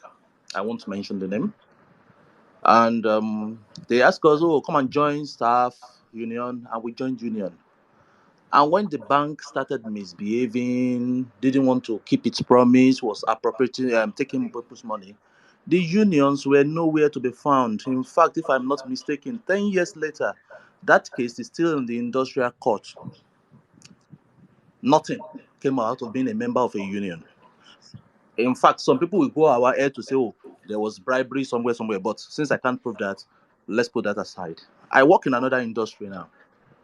And a lot of times the union guys come, they want to scatter the business and all that. And I know that these guys are not fighting for me. Because if it is the type of management that will have bribed them, they will go away. So now, let me come to ASU or Nigerian University, the academic setup. 1997, I finished secondary school. Things were difficult. 98 got an admission. My parents told me, as cheap as OAU was then, they didn't have the money. The old money was less than 2,000 naira, or maybe 2003 or something. They didn't have it. So, as somebody who has cognition of myself, I said, okay, you know what? Let me work. So I went to work, and after working for 2 years, I discovered that the money I have made, because of ASU strike, will not be enough for me to finish 4 years of education. So I decided that no, I'm not going to do that. I'm going to go to a polytechnic. Wow. And yes. So I went to a polytechnic, spent 2 years because of us to strike, because I know it will happen. And it happened. People spent 5 years to study accounting. So I finished 2 years, went back to work, then go back to do another 2 years. Now, this is the funny part to it. Today, I have a BSc in accounting also, and I have an MSc in accounting. However, because of some experiences with some diseases, I decided that I was never ever going to get educated in Nigeria again. Now, newsflash. Oxford Brookes University, University of London, where I've had my BSc and MSc respectively, they've engaged me on a monthly and a quarterly basis about what I can do, how I can contribute, how I can give back to the school, how I can be of assistance. But the school where I finished there in Nigeria has not one day sent me a text message or an error email to say, oh, Gideon, we recognize that you are here. And one other thing I wanted to do was that go back to my school, because I'm an accountant who became a data science and who has worked very much in marketing intelligence. Okay, I can authoritatively say that I have affected half of your lives as you are working on this, as you are on this platform, without you knowing. Now, I want to go take that knowledge back to my school and say, let me teach for free. But I don't think you value me. The times I've gone there to say, oh, I want to do one thing or the other, you feel threatened.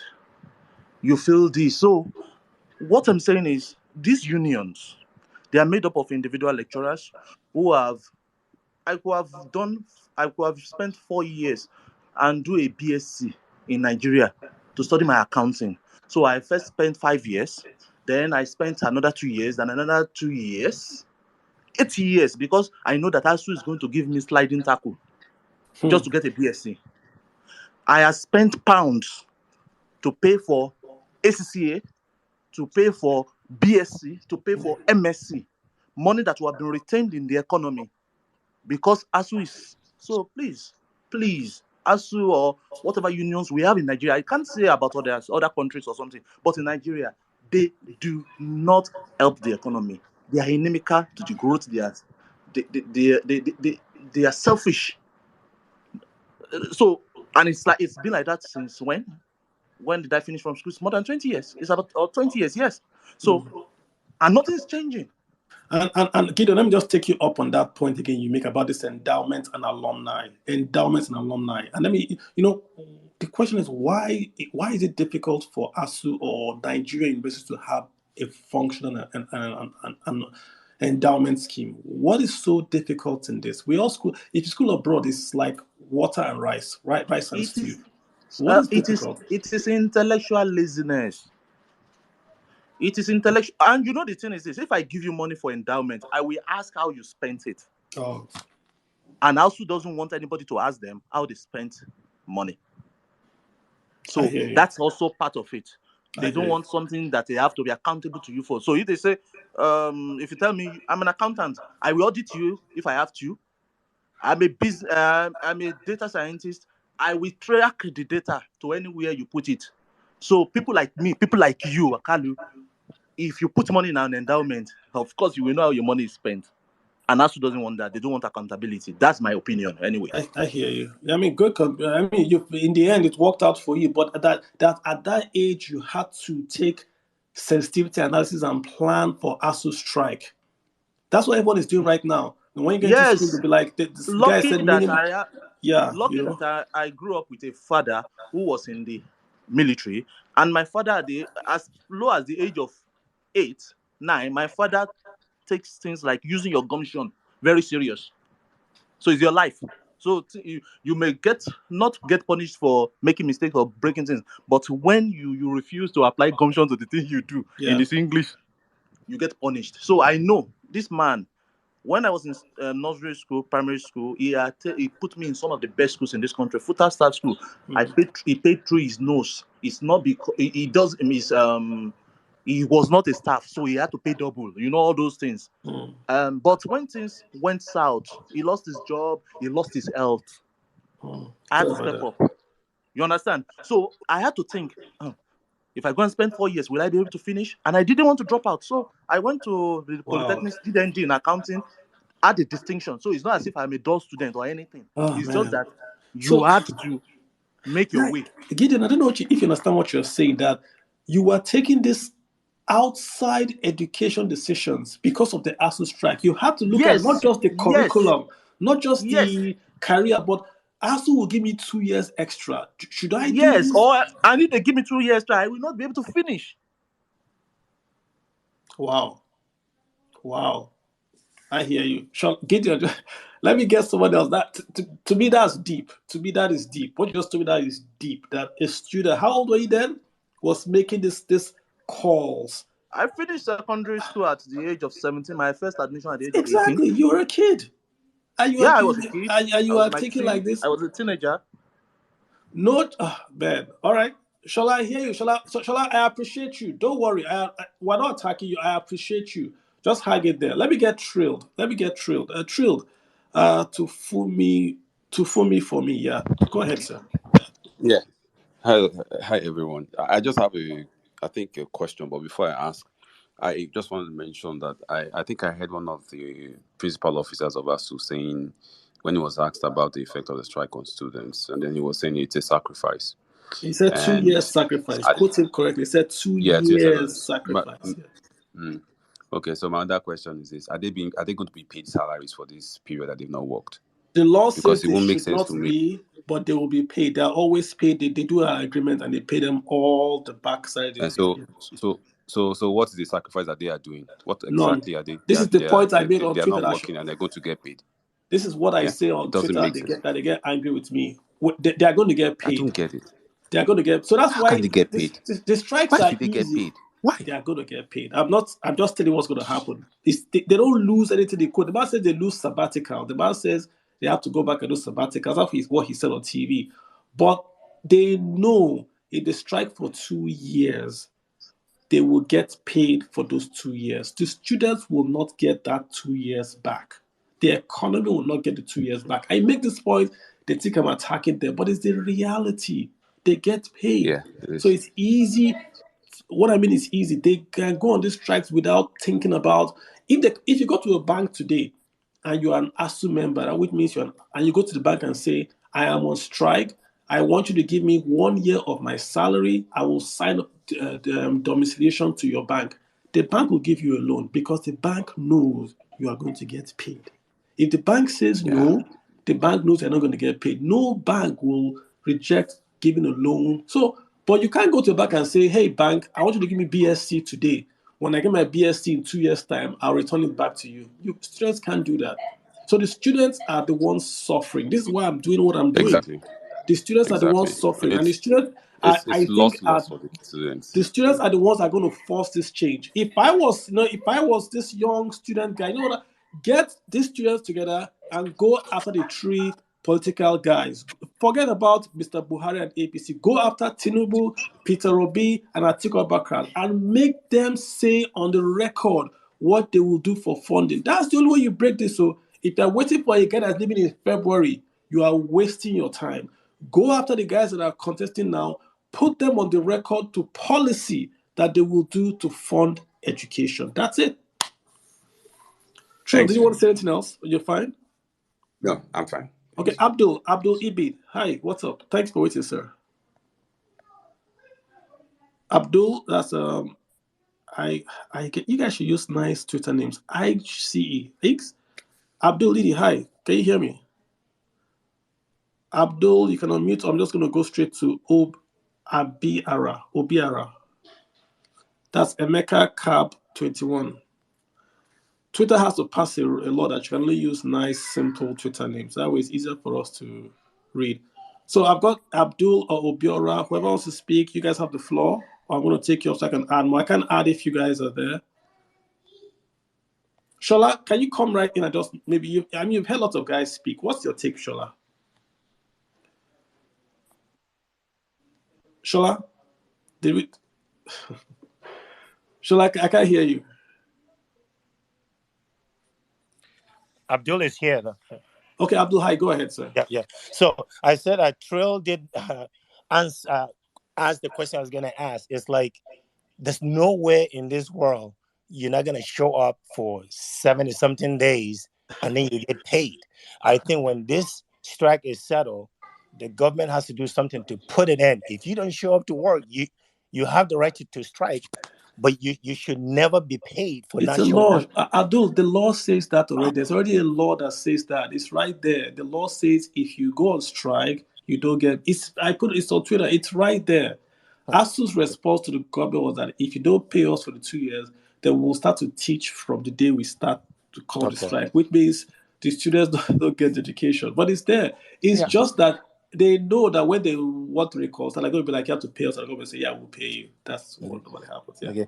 And then the other thing, too, to pick up on what Mr. Gideon said, alumni, the college I went to here in the U.S., when I graduated, every quarter they send an email, about try to contribute, to the university, which I do. Sometimes I forget, but as soon as I see that letter, and they are not forcing me to do anything, but as soon as I see it, I say, oh, alma mater, I'll send $30 here, $40 here, but it adds up over time. It really adds up over time. So, and Abdul, we say these things and it looks like it's hard. I also on Twitter, I posted about Lagos Business School. I went to Lagos Business School. And I'm not talking for them. I don't work for them. I'm not advocating for them. This is not an ad for them. Just be very, very clear. I went to that school, right? When you go into that school, you see the confluence of education and funding, how education is funded. I ask people, go there and learn. Every hall is name branded. They have an alumni very active. When I graduated, we formed the club, and we went to meet to talk, just social. We go have drinks, we talk socially. I think the year before us, the guys bought large piece of land in Lekki. They formed a company, and that land is shared out amongst themselves, and they were managing that company. So you always have this social group. They put you in a group, and then they make you guys get to know yourselves, and you guys fund the school. Either you fund the project, and it's all voluntary, but they give you the structure to do it. So if you are a company today, if you are a bank and you want to give money to education, if you call up a Nigerian university, it's very hard because they'll tell you, write us a check. That's not how endowments work. Endowments are segregated. Then they are donor advised. So the bank can say, want to support women-led entrepreneurship learning, segregated. You give it to the university, the endowment pays the interest to the school. So it's for life.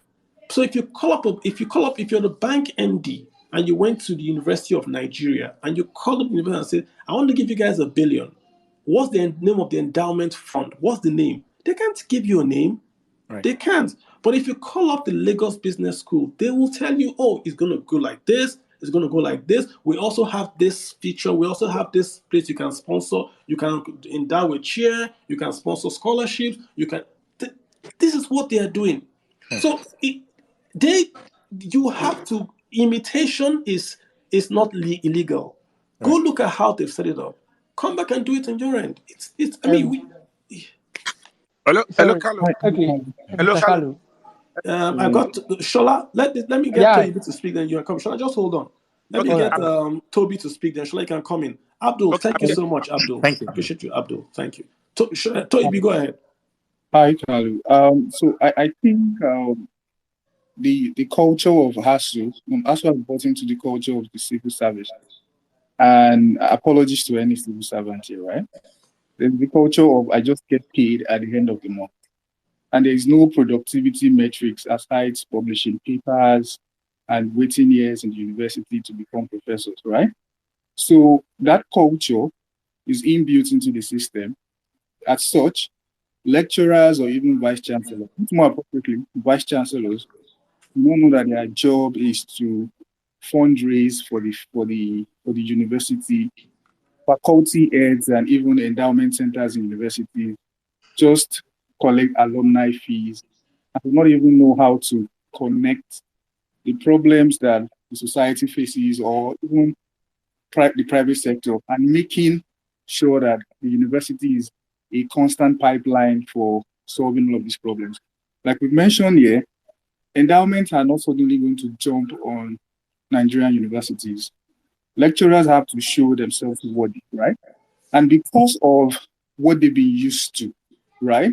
And the public sympathy they always get from strikes, it has just become endemic, right? So they would always win. I remember a game with them where ASU would always emerge winners at the end of the day.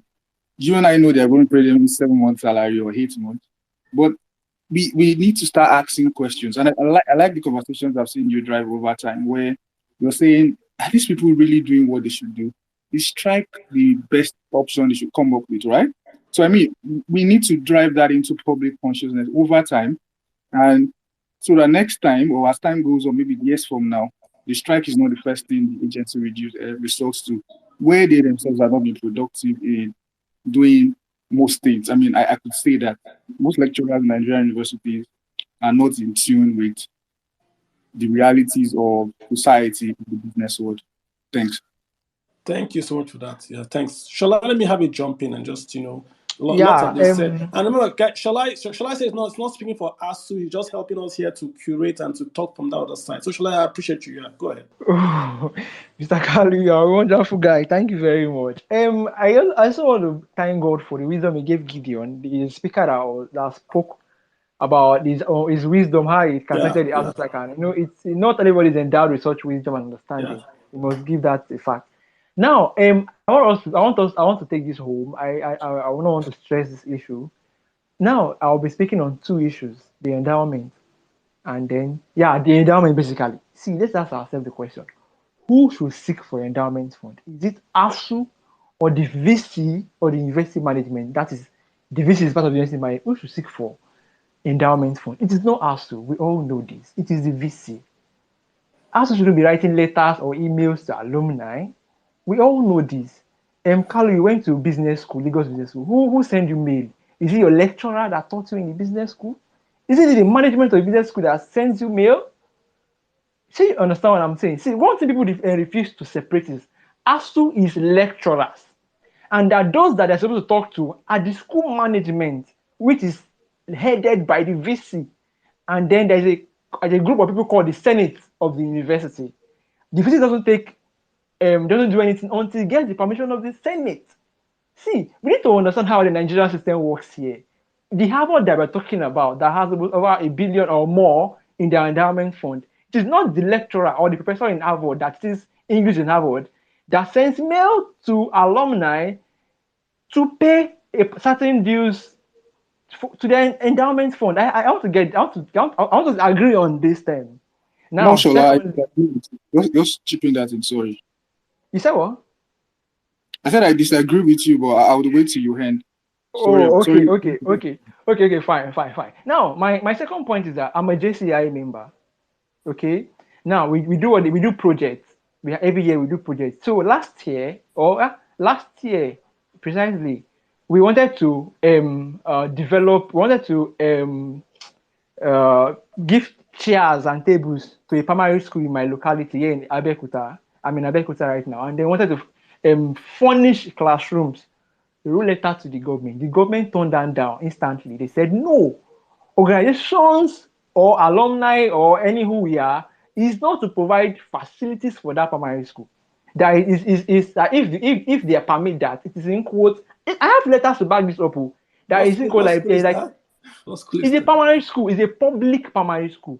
Yeah, It but is that's a structure. Is it owned by the federal government and all? Owned by the state government, not federal. Yeah, but state that's government. not what I mean. Come on, Shola. That's a No. I am driving some. No, Carl. We're talking about funding education. Come on. That you're talking about endowment fund. Don't those primary schools have alumni? Imagine I'm the alumni of that primary school and I'm trying to fund it, and the state government is telling me no. You have to take approval. Then I'm driving the point You now. can't dodge by say that ASU cannot put in their demands that they want a tax-free endowment policy or bill passed. You can't dodge. ASU is asking for more things than the endowment fund. I want us to have an understanding. 25%. No, and you are saying that Kalu. just to write that they want a tax-free endowment, they can't write it there. Mr. Kalu, listen to me, please. Just listen to me. See, I want us to understand where I'm coming from. What I'm saying is, okay, after all this, okay, let's say ASU is proposing. Who now implements? Is it not going to still be the school management? This is ASU that will say, you know what I'm saying? Implementation matters. ASU will talk from morning to night. The government will not say implement. Oh, yeah, how about that? I'm talking about the implementation stage. Let's forget about those points. I agree. So you understand? Okay, thank you very much. Thank God, first time ministry actually. See, let's forget about let's forget about the theoretical aspect. Application. Who implement this in the ASUS is talking about? This is not still human beings. These human beings are still the management. Titilayo wants to sorry, interrupt please. you. I think the problem we're having is we still okay. Most public sector or universities or people are still used to they're still behaving as if they're under dictatorship. In that, at that time, the government funded everything. Everything came from one source. So, Shola, if you're saying that it's the VC that is supposed to send the letters, then ASU should be holding the VC responsible. It's the same way we don't make our local government chairman responsible. We don't make our state governments responsible. We don't make our state assemblies responsible. We all still have that military mindset where everything came from the center. And we need to learn to stop. If not, we will not move forward as a country. We're all looking to this center and not realizing that this center is now sharing money downwards. Now, I went to LASU. I can tell you that right now, I give back to my secondary school. I give back to my postgraduate college school, which is the UK, because we have alumni societies, we have different things going on. But I don't give back to LASU because everything that LASU has done in everything in my career is to frustrate me. I want something, then they tell me you must pay dues. What happens to the dues I'm paying? I don't know. At any other time, LASU has never contacted me. You spend 3-4 months trying to get your certificate or get something from them. The universities are not built in Nigeria, are not built to help the students. They are built to frustrate them. And we need to change. We need to change. The lecturers abroad, the lecturers look for, if you don't get an endowment, you will not have a job. You will not, they will cut you out. You need to go and look for funding. And to do funding, you need to do research.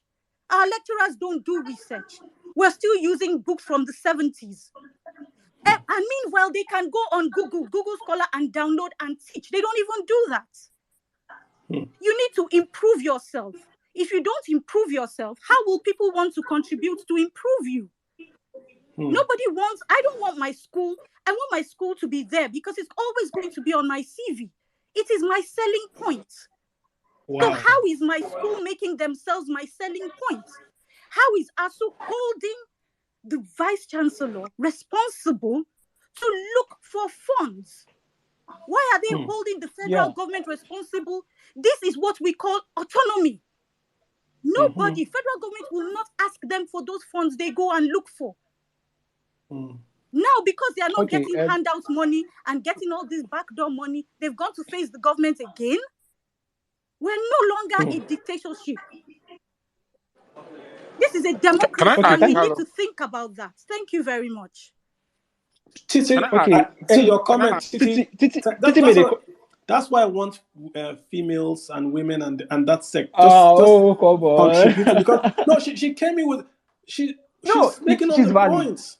Yeah, if you say Shola, you are arguing that is the VC that should write for endowment. So she's replying to you. So why don't you strike against the VCs? Yeah, let me now come in. Titi made mention of last. Carlos, right now to this. Shola, please, can I say something? In my earlier, when I spoke earlier, I mentioned here that I have a friend who is in Dublin, who got a grant to establish a research institute in a university in Nigeria, and I took him to a university. I was at the forefront of it because I was excited. When he came, the institution frustrated him out. They were asking him to pay money. They were asking him to lobby. That is what goes around in most institutions in Nigeria today. So when we talk about what these guys are doing, we should look at it. Are they fighting for themselves? What Titi said is a fact. They are not interested in generating revenue because they are not willing to account for the revenue they are generating. What they want is a revenue that will be given to them. They appropriate it. See, if you go to universities today, there are fights between the ASU and the administrations of the university. Most VCs fight ASU chairman, ASU as it is. Because most times, what the ASU people bring on board is not in the interest of the university. And the university administration will always want to stand against it, and there is fight. I suffered strike in my time. And I knew how many times the VC was saying no to the demands of ASU. ASU's demands had always remained personal and selfish. Interesting. Let me, Shola. Yeah. I wanted to make you are going to Titi. Just go to Titi. I'll ask someone else to go ahead. Thank you very much. No, she said she went to LASU to take her, a transcript or so, and then they delayed her and asked her to pay dues or so. Now, please, let us ask Titi, is it ASU that is in charge of the transcript? No. The Mr. question Shola, Kanu, she's what I'm asking saying is, calm is down. that there is an Calm down. endemic corruption in our university system. Thank you. Our See, I university like you for what you system, are saying. including the lecturers, because I can tell you how many people told me to bribe them In- for my results, or did including not, or did NASU. not. No, hold on. You asked a question, and I went to See, school a no, long I time allowed you ago, talk. and it is still happening. Almost yeah, 25 years after, we yeah, have the Shola, you same have to answer the problems question, we Shola. had over then. The But she truth is won't our allow me answer lecturers her are stuck question. Let in her a talk. Let her talk. You answer. they're Yeah, stuck go. in a tunnel. They don't want to move out of it. They're not moving backwards and they're not moving forward. The world is moving forward. I go to work to pay my salary. You cannot expect to dictate to your employer. You either work around your legal terms, and there's a legal term for funding. The government will fund you. You are, however, allowed to go out and seek for grants. The reason they will not get grants is because they do not do research. Plagiarism is the order of the day. That's an Students allegation. graduate and they don't know. That is ASU's fault too, because ASU is made up. No, look, the same way we say, who are Nigerians? Nigerians are corrupt. Who are Nigerians? The Nigerians are you and me.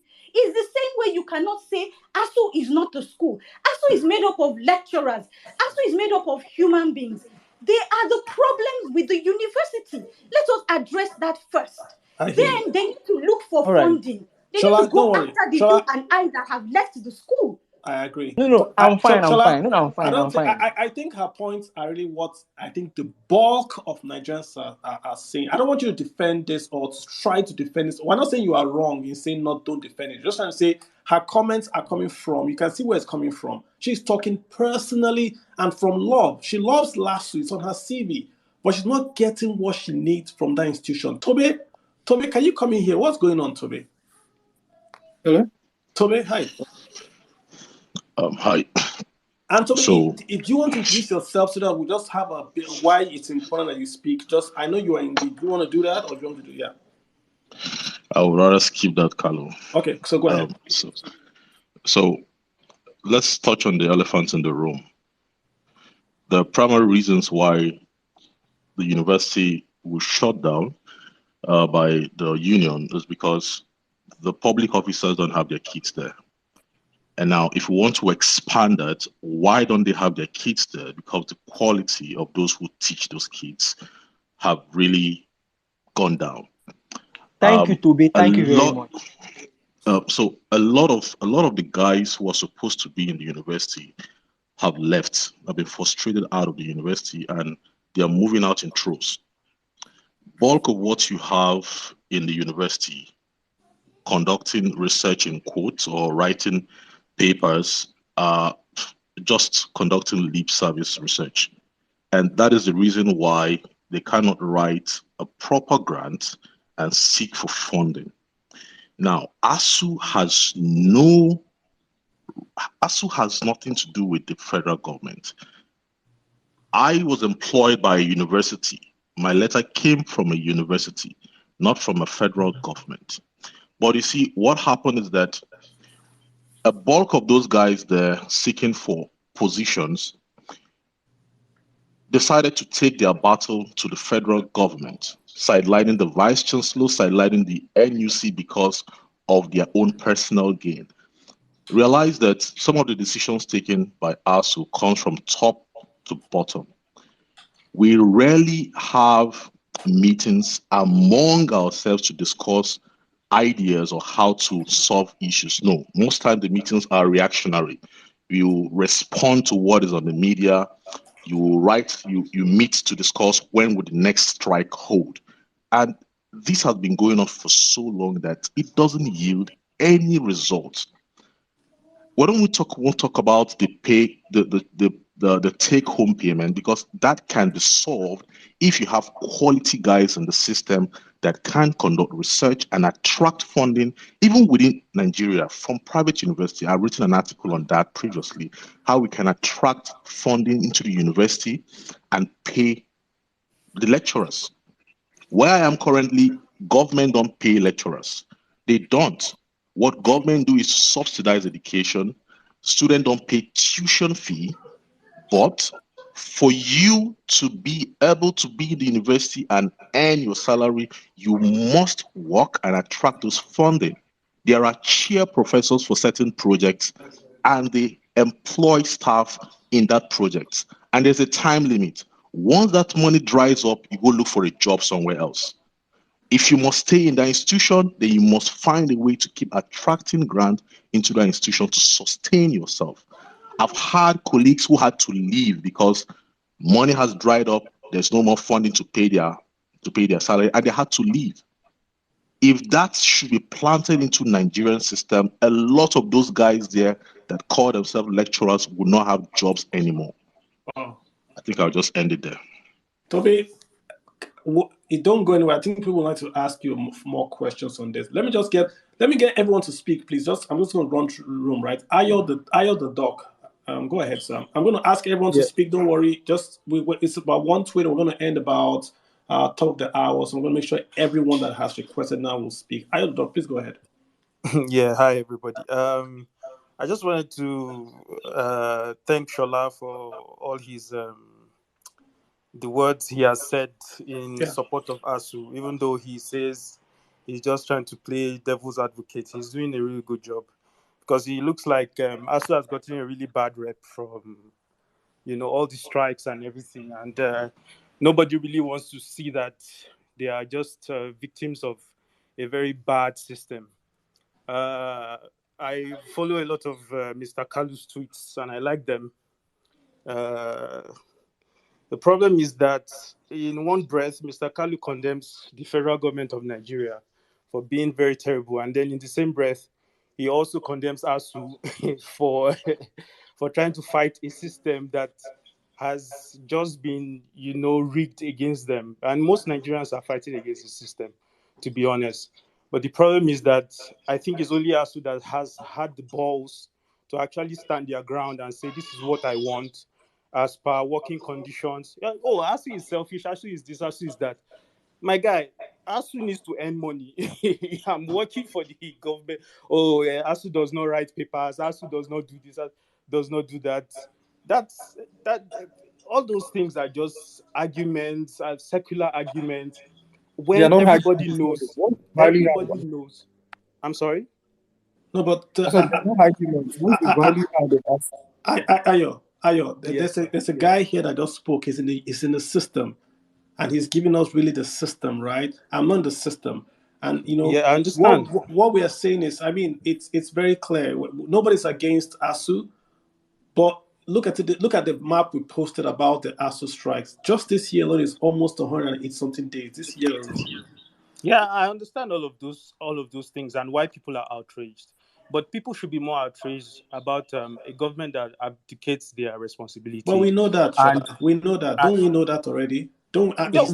Is anybody we know surprised? That, but the rhetoric we paint does not look like people who are aware, because it's not only ASU that has been on strike for the last few years.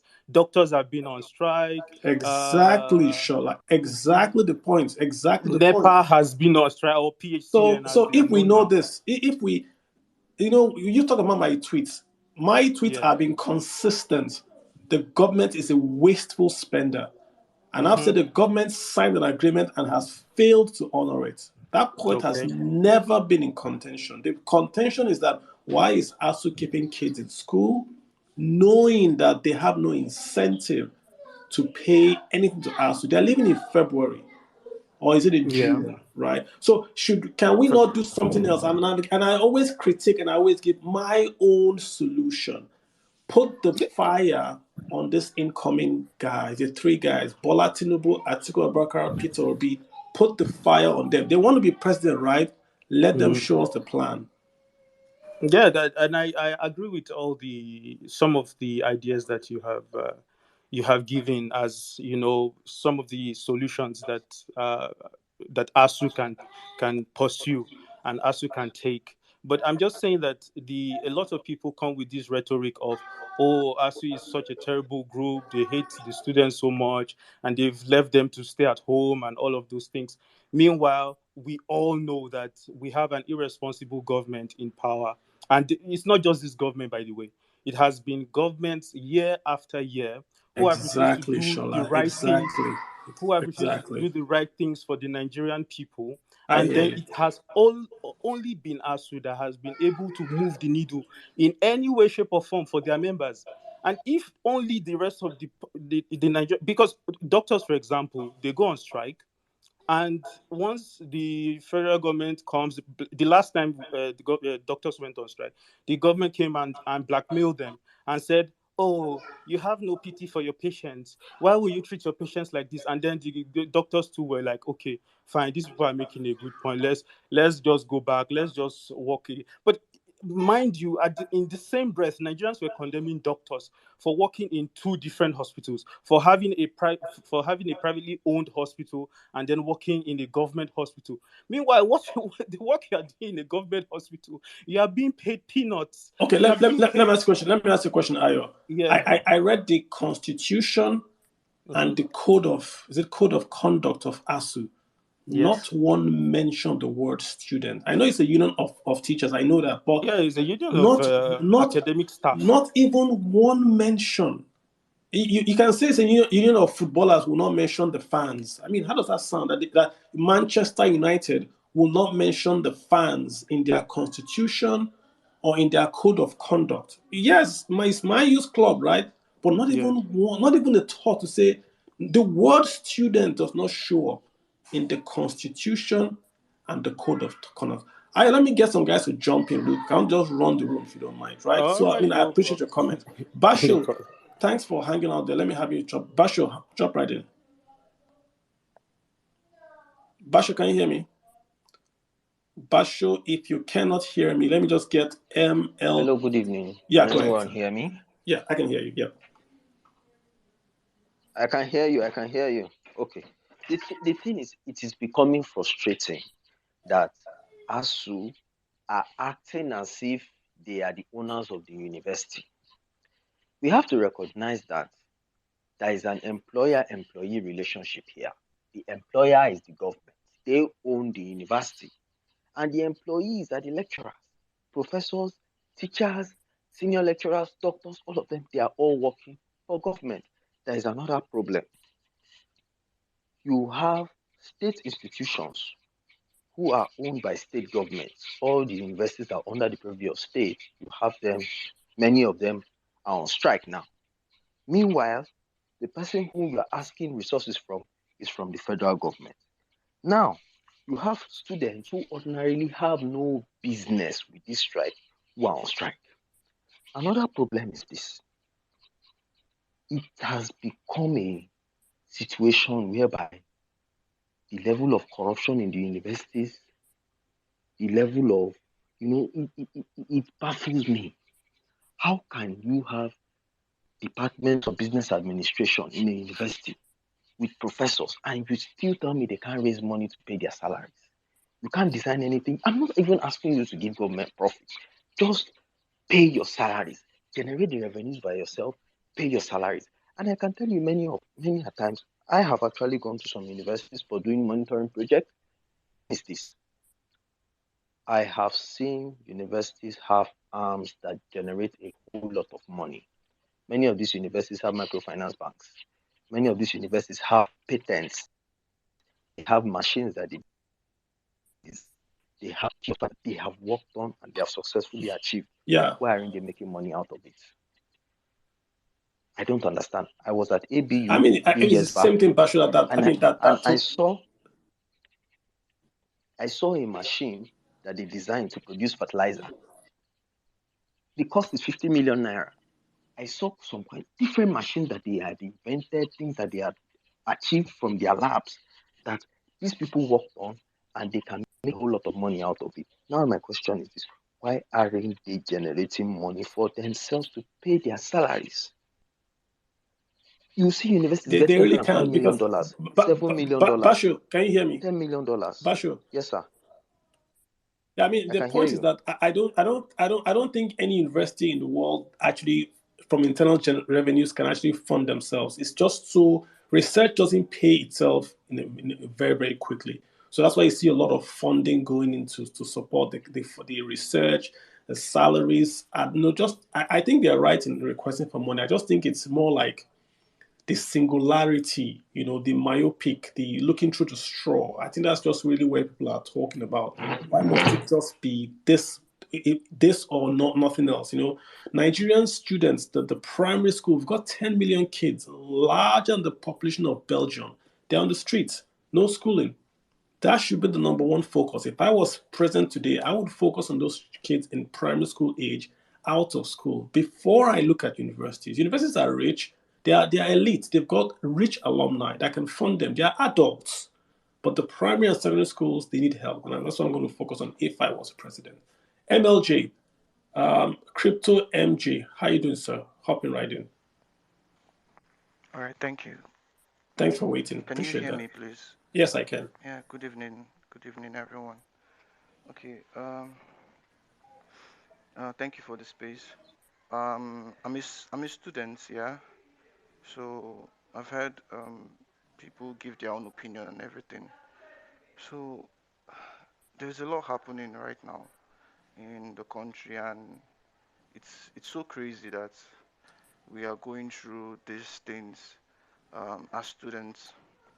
But I would like to ask, why is no one talking about our education system in the universities and the curriculum we're running? Why? I don't understand. Like, this is not the first time I'm experiencing strike. This is not the second time. Like, this happened on different occasions, and on numerous occasions, when this happens, we go back to school. They rush the entire system. They rush the entire semester. We write exams ASAP, and that is it. Like, what happens? Like, we just that semester is gone. Now they expect you to know these things. They expect you to understand these things. Like, who should they answer to? Like, I don't understand. Now, let's assume they call off this strike now. What is the probability that next year we won't see another strike? What's the probability that the upper year we won't see another strike? Like, do they have to keep doing this or going round in circles or going over and over and over again? I think the Like, answer is, I mean, first of all, you're a student, so I mean, all this is for you, right? To look at this is just adults in quotes trying to talk about your situation to see how we can solve it. If you notice, the ASU and the government, in my view, are intransigent. They are back to their camps. No one wants to solve this. ASU doesn't want to solve it. The federal government does not want to solve this. So we're trying to just push them maybe towards the center or to get something else to happen. You've raised a good point about the curriculum. When I was in school and I was taught IT, they made me draw a computer. That's how I then learned IT. I was drawing a computer, drawing a mouse, drawing a keyboard. And I kid you not, I don't mention the name of my university. It's so embarrassing. But I heard you guys are studying Fortran and Contrain and those languages, which are like outdated. That's what we're seeing in yeah, university. COBOL, COBOL, Fortran, yeah. it's so outdated. Yeah, and that should be the real discussion we should be having as the largest economy in Africa. The largest economy in Africa should be talking about more serious education stuff. How can we train the Nigerian kids to fix Teslas and to build robots or to talk about genome technology? That's all we should be talking about, Why is sickle cell only, why does it only kill people in Africa? I've been to the US. I don't know. People don't die of sickle cell. Why does it over here die of sickle cell? Questions, research. How can we make Gary last longer? How can we make cassava last longer? This is what the university should be bringing out, right? I used to work in a company, and I heard that the Japanese guys, the company had Japanese folk working there, and I heard they took the yam pounding machine from a research project a student wrote in Nigeria, and they built yam pounder. That was the story I heard, and how many times or what products do you see from Nigeria that came from a Nigerian university that was a function of research? Google, 2 university students. Snapchat, university students. What do we have any university graduate or any university guy that went to school and wrote a thesis as lecturers, helped them do a startup, and they're now big? We should be seeing more of this. Half of the Nigerian IT folks are self-taught. Half self-taught. People are ignoring and abandoning the formal education space because there's no education. You can't go to school if your school is on strike half the time. So, bro, I feel sorry for you. If you can learn, if you heard what the gentleman that was here spoke about, Gideon spoke about how he analyzed it, you guys should, I would say, get a plan B. The students now, get a plan B, because no one's fighting for you. Get a plan B. Probably when the new president comes, you have a new guy to speak to. But for now, the two guys, ASU and the federal government, they're not interested. They are fighting a battle on their own. So get a plan B. That's what I'll say. Toby, your hand was up. Did you want to add anything to discussion? Toby? Yeah, I mean, I really feel bad for MLJ when he talked about the curriculum, and it's sickening that we still use curriculum from back 1980s to date. I'm speaking from experience. But my question to the student is, how often do you challenge your lecturers on what you taught? Because this goes back to the student. You don't just accept whatever you've been taught. Because the bottom line is that most students just want to write their dissertation and graduate and collect their certificates. This is what I've noticed over the years. They don't really care about what the content. Because when I was a student, I do challenge lecturers because I go out, search on the internet, and then come back to engage in discussions. But a bulk of the students now, they don't just care, just want to pass the exams and leave.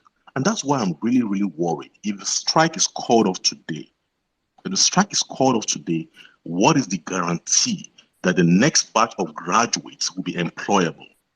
They would rush the system and you guys will just jump out and then go start looking for a job that you are not prepared for. So it's a holistic, mess. The lecturers are at fault, the university commissioner are at fault, the students are at fault. Unfortunately, ASU is the only one holding the government and the students on their boards. But the current strike, honestly, is a wrong timing. I would have expected ASU to hold off and then use their powerful position to direct the consciousness of the electorate on how they should vote, just as you described, Carlo. I did a podcast about this last week. This timing is very, very wrong. Unfortunately, the students are also not helping matter. And just to round up, kids of the public officials that are enjoying themselves in private universities and outside the country, call them out. Let them feel the pain that you guys are feeling. The reason why the government don't care about education in Nigeria is because their kids are not there. If their kids are there, they would not let their kids be in dilapidated hostels or equipment laboratories or sit on the floor. Call them out, use your positions as students to call out those guys, the kids of these public officials. Then we'll begin to fix it. Let ASU tackle the vice chancellors and the NUCs. Let it be a chain such that it will be a massive network, not just ASU doing the fight and everyone's attacking ASU.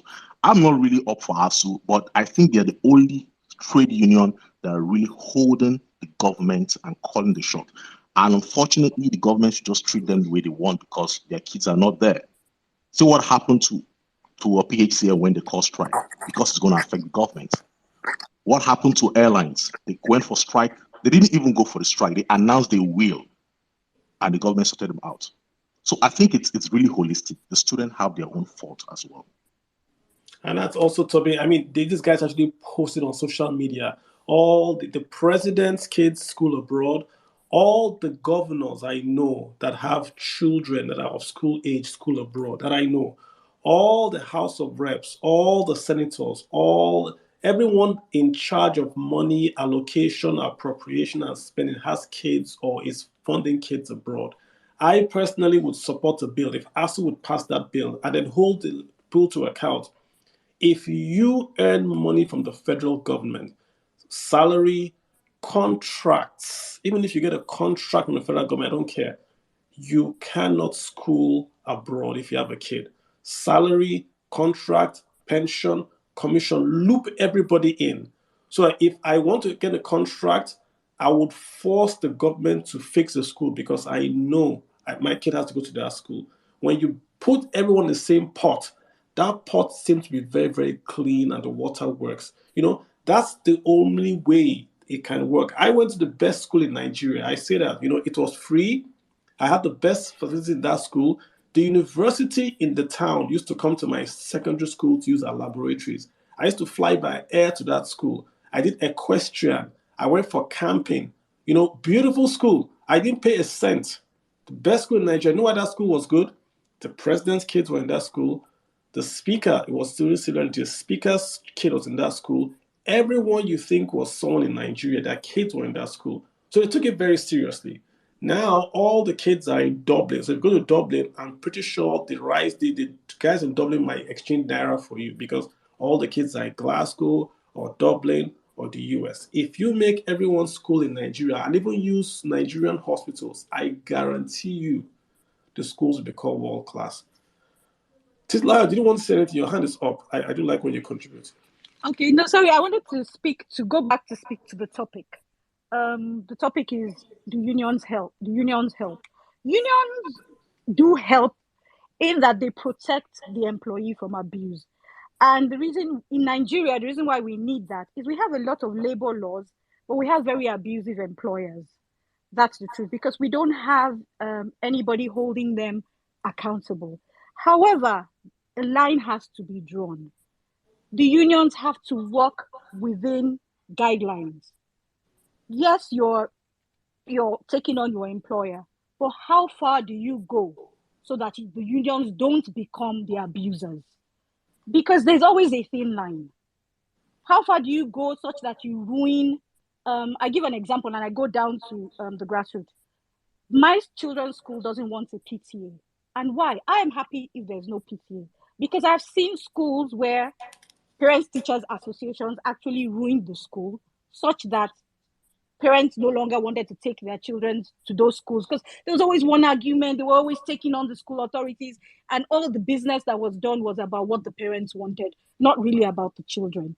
Then the children, the children left. People were not paying fees anymore. Then the PTA members also left and took their children to other schools. So we need to draw the line. We need to create guidelines around unionism. And also we need a follow-up on labor laws. You need to be able to take your employer to court in Nigeria and win. That doesn't happen. Thank you. You're very welcome. Thanks. So guys, we've got about 15 minutes to end the space. Let's just try to run around. I'm just going to add Taye. Taye, I've got Taye, then I've got Child. Yeah, Taye, go for it. All right. So I just want to quickly talk about something that a lot of people have not mentioned, which is the case of state universities in Nigeria. Personally, I attended a state university in Oyo State, and there was a time that we had internal issues. I mean, the school went on strike for about 13 months, and the national ASU body, they did nothing about it. There was never a statement. There was never a public showing. There was no protest or anything. Now that school today is shut down because national ASU is on strike, and the state part of the national ASU, or the state body, is also in conjunction with them. They are not on strike not because the state government is owing them. They are not on strike because they have personal issues or anything with their direct employers. They are on strike because they are a part of a larger union that is fighting its own case. Now, students in that university are denied education. So I really don't get it why, even if the national ASU is going on strike, why do they have to carry along other bodies or other unions that do not really directly get the direct benefits of all of these things? I think it's the other way around. I think it's the state guys that joined a fight that they have no business joining. I watch on TV where, sorry about that, the school was saying they called their own lecturer and said, we're not owing you guys, we're paying you guys. Why are you guys on strike? So the state guys are the meddlesome interlopers in an ASU fight or so. I don't get why they're on strike, but you can see that they are going on strike to put pressure on the government. So if more kids are at home, then the government seems like it has under more pressure, but it doesn't make any sense. Those are the ones that I think, in quotes, should be arrested for going on a strike when they have no issues. If they want to go on strike, let them go on strike and state their demands. But just to say this guy's going on strike, I'm going to join him on this strike barbecue, doesn't make any sense for me, Taye. Gideon, hi, welcome back. Do you want to add anything? Yes, good evening once again, and thank you once again. And I appreciate all the speakers. So, I would like us to tell ourselves the truth. And when we want to hold government accountable, which is number one, we should also know that that responsibility starts from the bottom at the individual level. Of course, a lot of times myself, I would put 60% of the blame on things not done well or 70% on the government. I will get to the reason why I do that. But look, somebody mentioned there that there'll be another strike next year. Yes, there will be. The model of funding we want to have for our universities, they are unsustainable. They are not sustainable. That's number one. Number two, in funding those schools, we are leaving a lot of things undone, and primary, secondary education. And maybe we have not thought about it. How many of you? So, if I go to Canada, if I go to the UK today, or to the US, or even all those Scandinavian countries, you see the money they pay to teachers. Teachers dare to complain, especially the US. Oh, I had to use my money to buy pencil for the teacher, for the children, and all that and all that. That happens elsewhere. But even at the primary school level, the way schools are funded is different. Your tenement rate, a percentage of your tenement rate goes to fund the primary education. Government guarantees that you have a secondary, primary education, and that part of it is our technical schools that have been abandoned, such that the economy is vibrant. Look, I don't want to model issues up here, but what we are talking about here, it goes beyond just giving money to us. Giving money to us, to me, is a waste of money to an extent, and that has two legs. The first leg is I work in a company that when I was coming in, we are employing you as an analyst. So during interview they will ask you, do you have any question? I said yes. How do I get promoted? They said no, we don't do that here. We are employing you for this role. At the end of the year, you will have at the beginning of each year you have a performance goal, and we can make sure we have calibrated it such that from 80% to 120% and above. If you do 80%, you get some bonus. If you get 100%, you get 100% of the bonus. If you get more than that, you get what we call super bonus. What you have done that year, you've met the objective, you've collected the money for it. Nothing more, nothing else. So but I've been promoted twice since I joined that company. When the role opens, they tell you, everybody compete for it. Both internal people and external people. Right? So I can fight my employer to say, the appraisal you have given me this year, I don't like it because I've done more than this. We can argue over that. But I can't argue over the fact that you didn't promote me. Yet I've been promoted twice, in that they advertised the role, I fought for, I competed for it, I got it. They advertised it, I competed for it, I got it. I won't fight my employer for that. We agreed something when I was coming in. So can somebody tell me that what are the agreements? And as in terms of terms of condition, is it that those ones have been fully breached? Because my friend Shola, that has been playing the advocate for ASU, you say, a lot of things are not ASU's problem. But ASU right there, the lecturers that say, A is for me, B is for my family, you people can start struggling for C, they are ASU members. The lecturers that say, this girl, I must sleep with you before you pass this course, they are ASU members. The dean of the faculties, they are ASU members, or they were ASU members. The VC himself, you could not have been a VC if you have not been an ASU member for years. So what are we talking about? Yeah. So the problem is there. Very quickly, Gideon, just very quickly. I think the agreement that was signed, right? It's really unworkable. They got something signed because they have been on strike for a long time, and I think the government wanted to get them off their back. It's not workable. How can you? Yes. So the government signed 25% of the budget of the national budget. It's not going to work. And 50% of the 25. But they got a new pension scheme. They got a retirement age up to 70. They got new terms of contract of service. Yes, they got those a new things have been salary scale. those all aspects. those work, but the rest is where I think they'll get. And please, one other thing, everybody check an ASU lecturers. I've seen ASU members that they post online. They post their payslip online, and you pay a tax of like 7% flat. Yeah, IPPS, I think it's a Wait. Say that again, please. Say that again. The ASU members' payslip I've seen online are showing that they are paying a tax of 7% flat. What does that mean? That's not true. That's not true.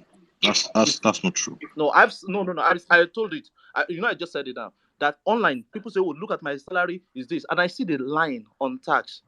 Payee is 7%.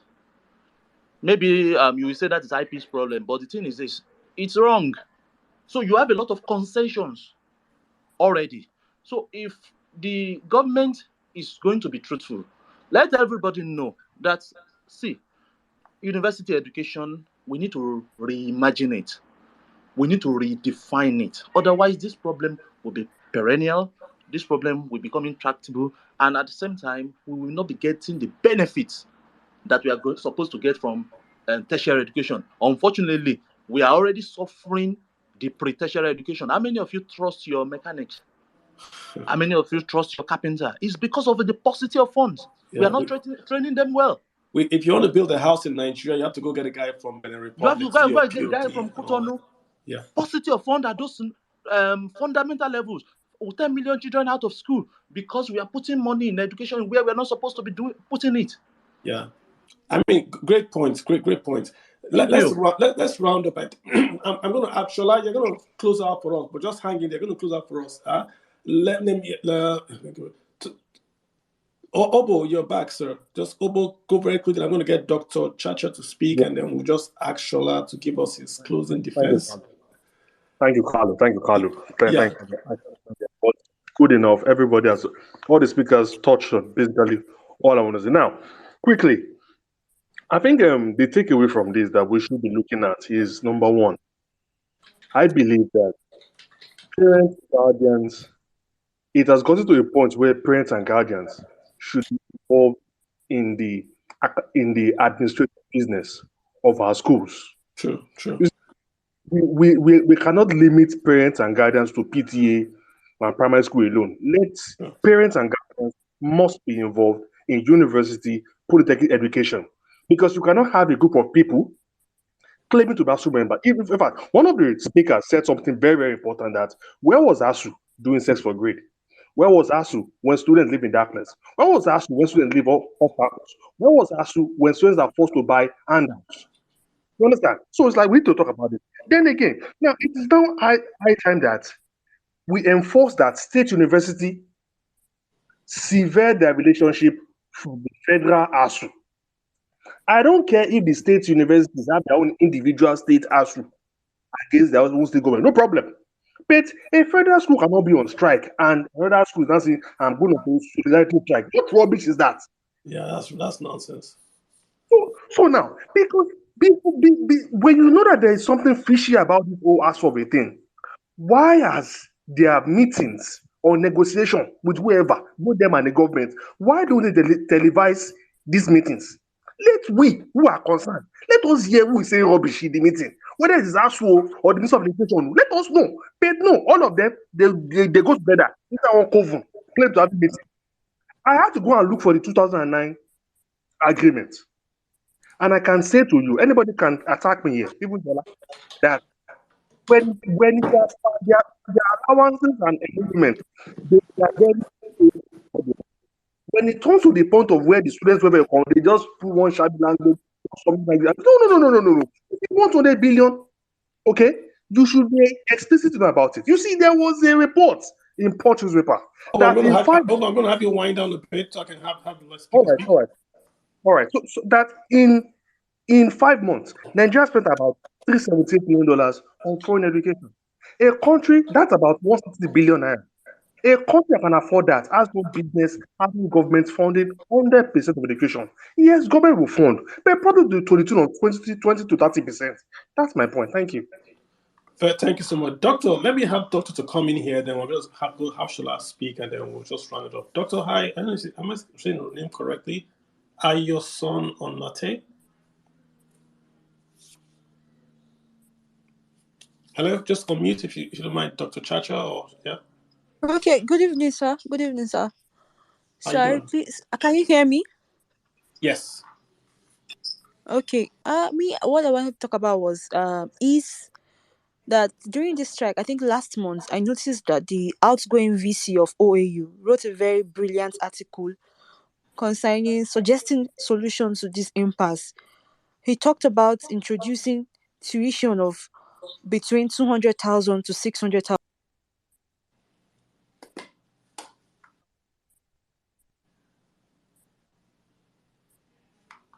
You're And then breaking up a 10 bit, Doc. indigent. I've realized and expect. Why I'm saying that is that there are over 12 universities, over 12 state universities not on strike currently.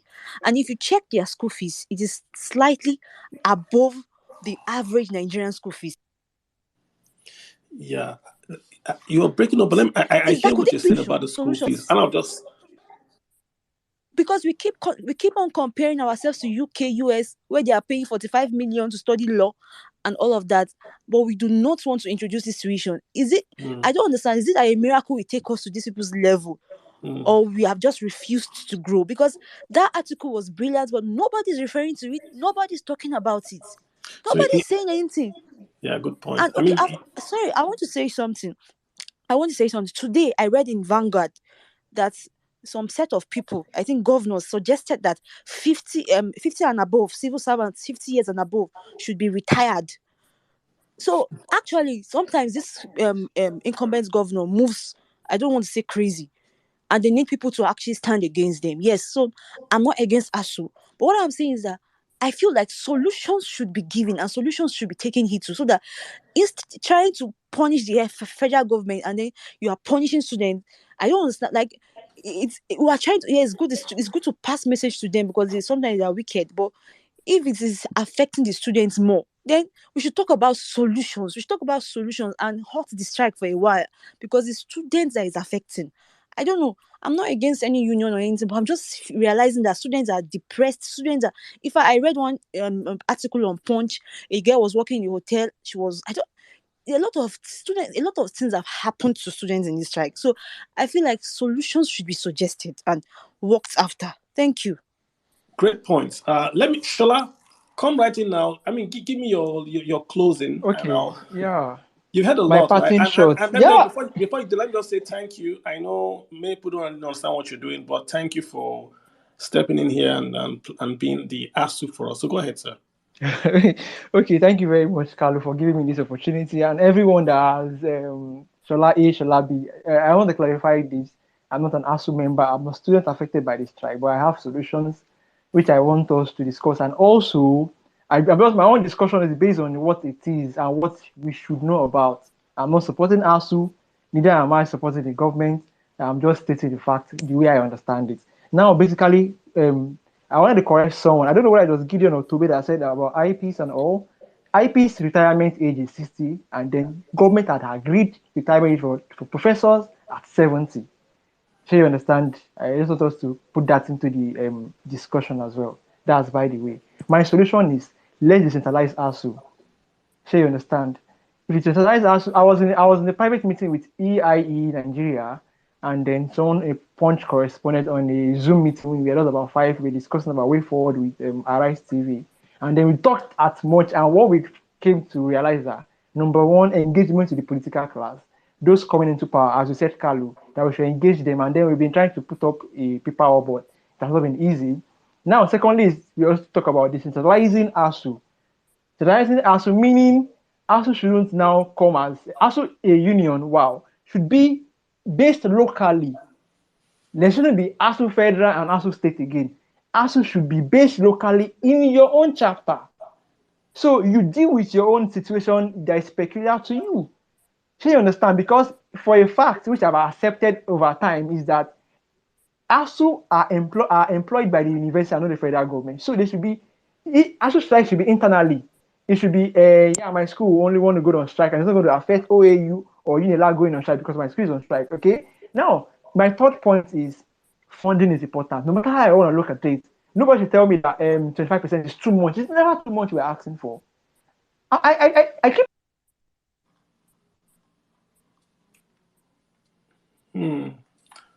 I think Shola has dropped off. I think the federal government must have gotten to his phone and dropped him off. Yeah. So guys, let me just sort of round it all up. I think it's about hours now, and we've been here for about 4 hours, right? Been here for 4 hours. Good job. All right.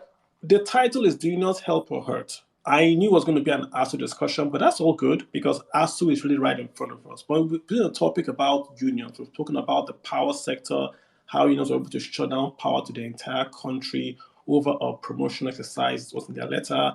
About pensions, about ASU, of course, which is the real big guy in the room right now. Lots of solutions have been said and proposed on the Twitter trends, on this here space. But I think the summary of it is that everyone supports ASU's quest for 25% or 15%. Everyone supports that. People are against the timing and the manner that they're going about it. Students are ultimately going to suffer. The doctor came in at the very, very end and reminded us all about tuition, right? And we're not talking about tuition, which is very important. In my own personal view, the federal government should only fund tuition. So what you will say, the education budget is going to be paid for tuition, like a voucher program. Go write JAM. Whenever you pass, the government will say, we're going to fund tuition of this amount of money. That's it. If you want to go to a public university, the federal government is going to pay X amount. If you want to go to a private university, they're going to pay X amount. You go there. So the schools should be sold, outsourced, given to ASU, whatever. If I own a school, I know that every student in that school, the federal government is going to pay a part of the tuition. The parents can do an add up. There can be a loan for education at 0% interest. But I know that school fees is not the problem for me. That's how I subsidize education. You subsidize the students' tuition. Every other thing, let the schools run it. Let the schools paint. Let the schools do their research. Let the schools go get research grants from the government, from the private sector. But the university system itself, privatize it. Let the government pay only tuition. We can't have the government paying for car for lecturers, housing for lecturers. No. All universities have got land, they've got a name. All that is revenues, potential revenues that they could make money from. This lazy, and I'm being very, very respectful, this lazy idea of going to the government every year biannually to ask for more money or you go on strike, it just can't continue, guys. I think it just can't continue. So let's just hope. I would hope that ASU would listen, call this strike off. No one's going to listen to you. Call it off. You have a new government coming in February and June. Call this off. Focus on the three political parties. Get your agreements with those guys. Let the students go. So no one will say, hey, we didn't have time to plan for this. And Nigerians will back you up. If you go negotiate on camera, live with this guy saying, we need this amount of money, they push back, Nigerians will also vote for whoever you are asking or negotiating with. I saw the ASU saying, vote out APC. I'm not defending APC, but that's really not fair on APC, right? Because they didn't sign that agreement. They could have, the 2009 agreement was not signed by them. But now, go to the APC candidate and say, what is your plan for education? Say it in front of us on camera. Let Nigerians listen. If Nigerians don't like his solutions, they vote him out. If Nigerians like the Labour guy solution, they vote him in. They like the Atiku PDP or the APC solution, they vote them in. Put Nigerians, make it like Big Brother. Let us hear them talk, how they're going to fund education. Then let us vote with our real votes. And that way you are participatory with the population. People understand where you're coming from. Take up all these shiny things like IPPIS. What is IPPIS in the larger scheme of funding in Nigeria? It's a distraction to ASU. It belittles your fight. What is UTAS? Who developed UTAS? If you don't want to use UTAS, go use it. But the federal government is giving you money. Stop insisting that they use UTAS. It distracts from the bigger piece you have, which is that the federal, state, and local government, the federation, is not funding education. That's your fight. Focus on that fight. Stop chasing that they must use this software or that software. That's my take. Everyone else has spoken.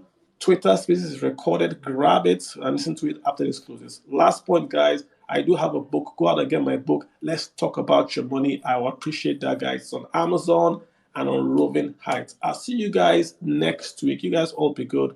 I love all of you. Shutting down now in 5, 4, 3,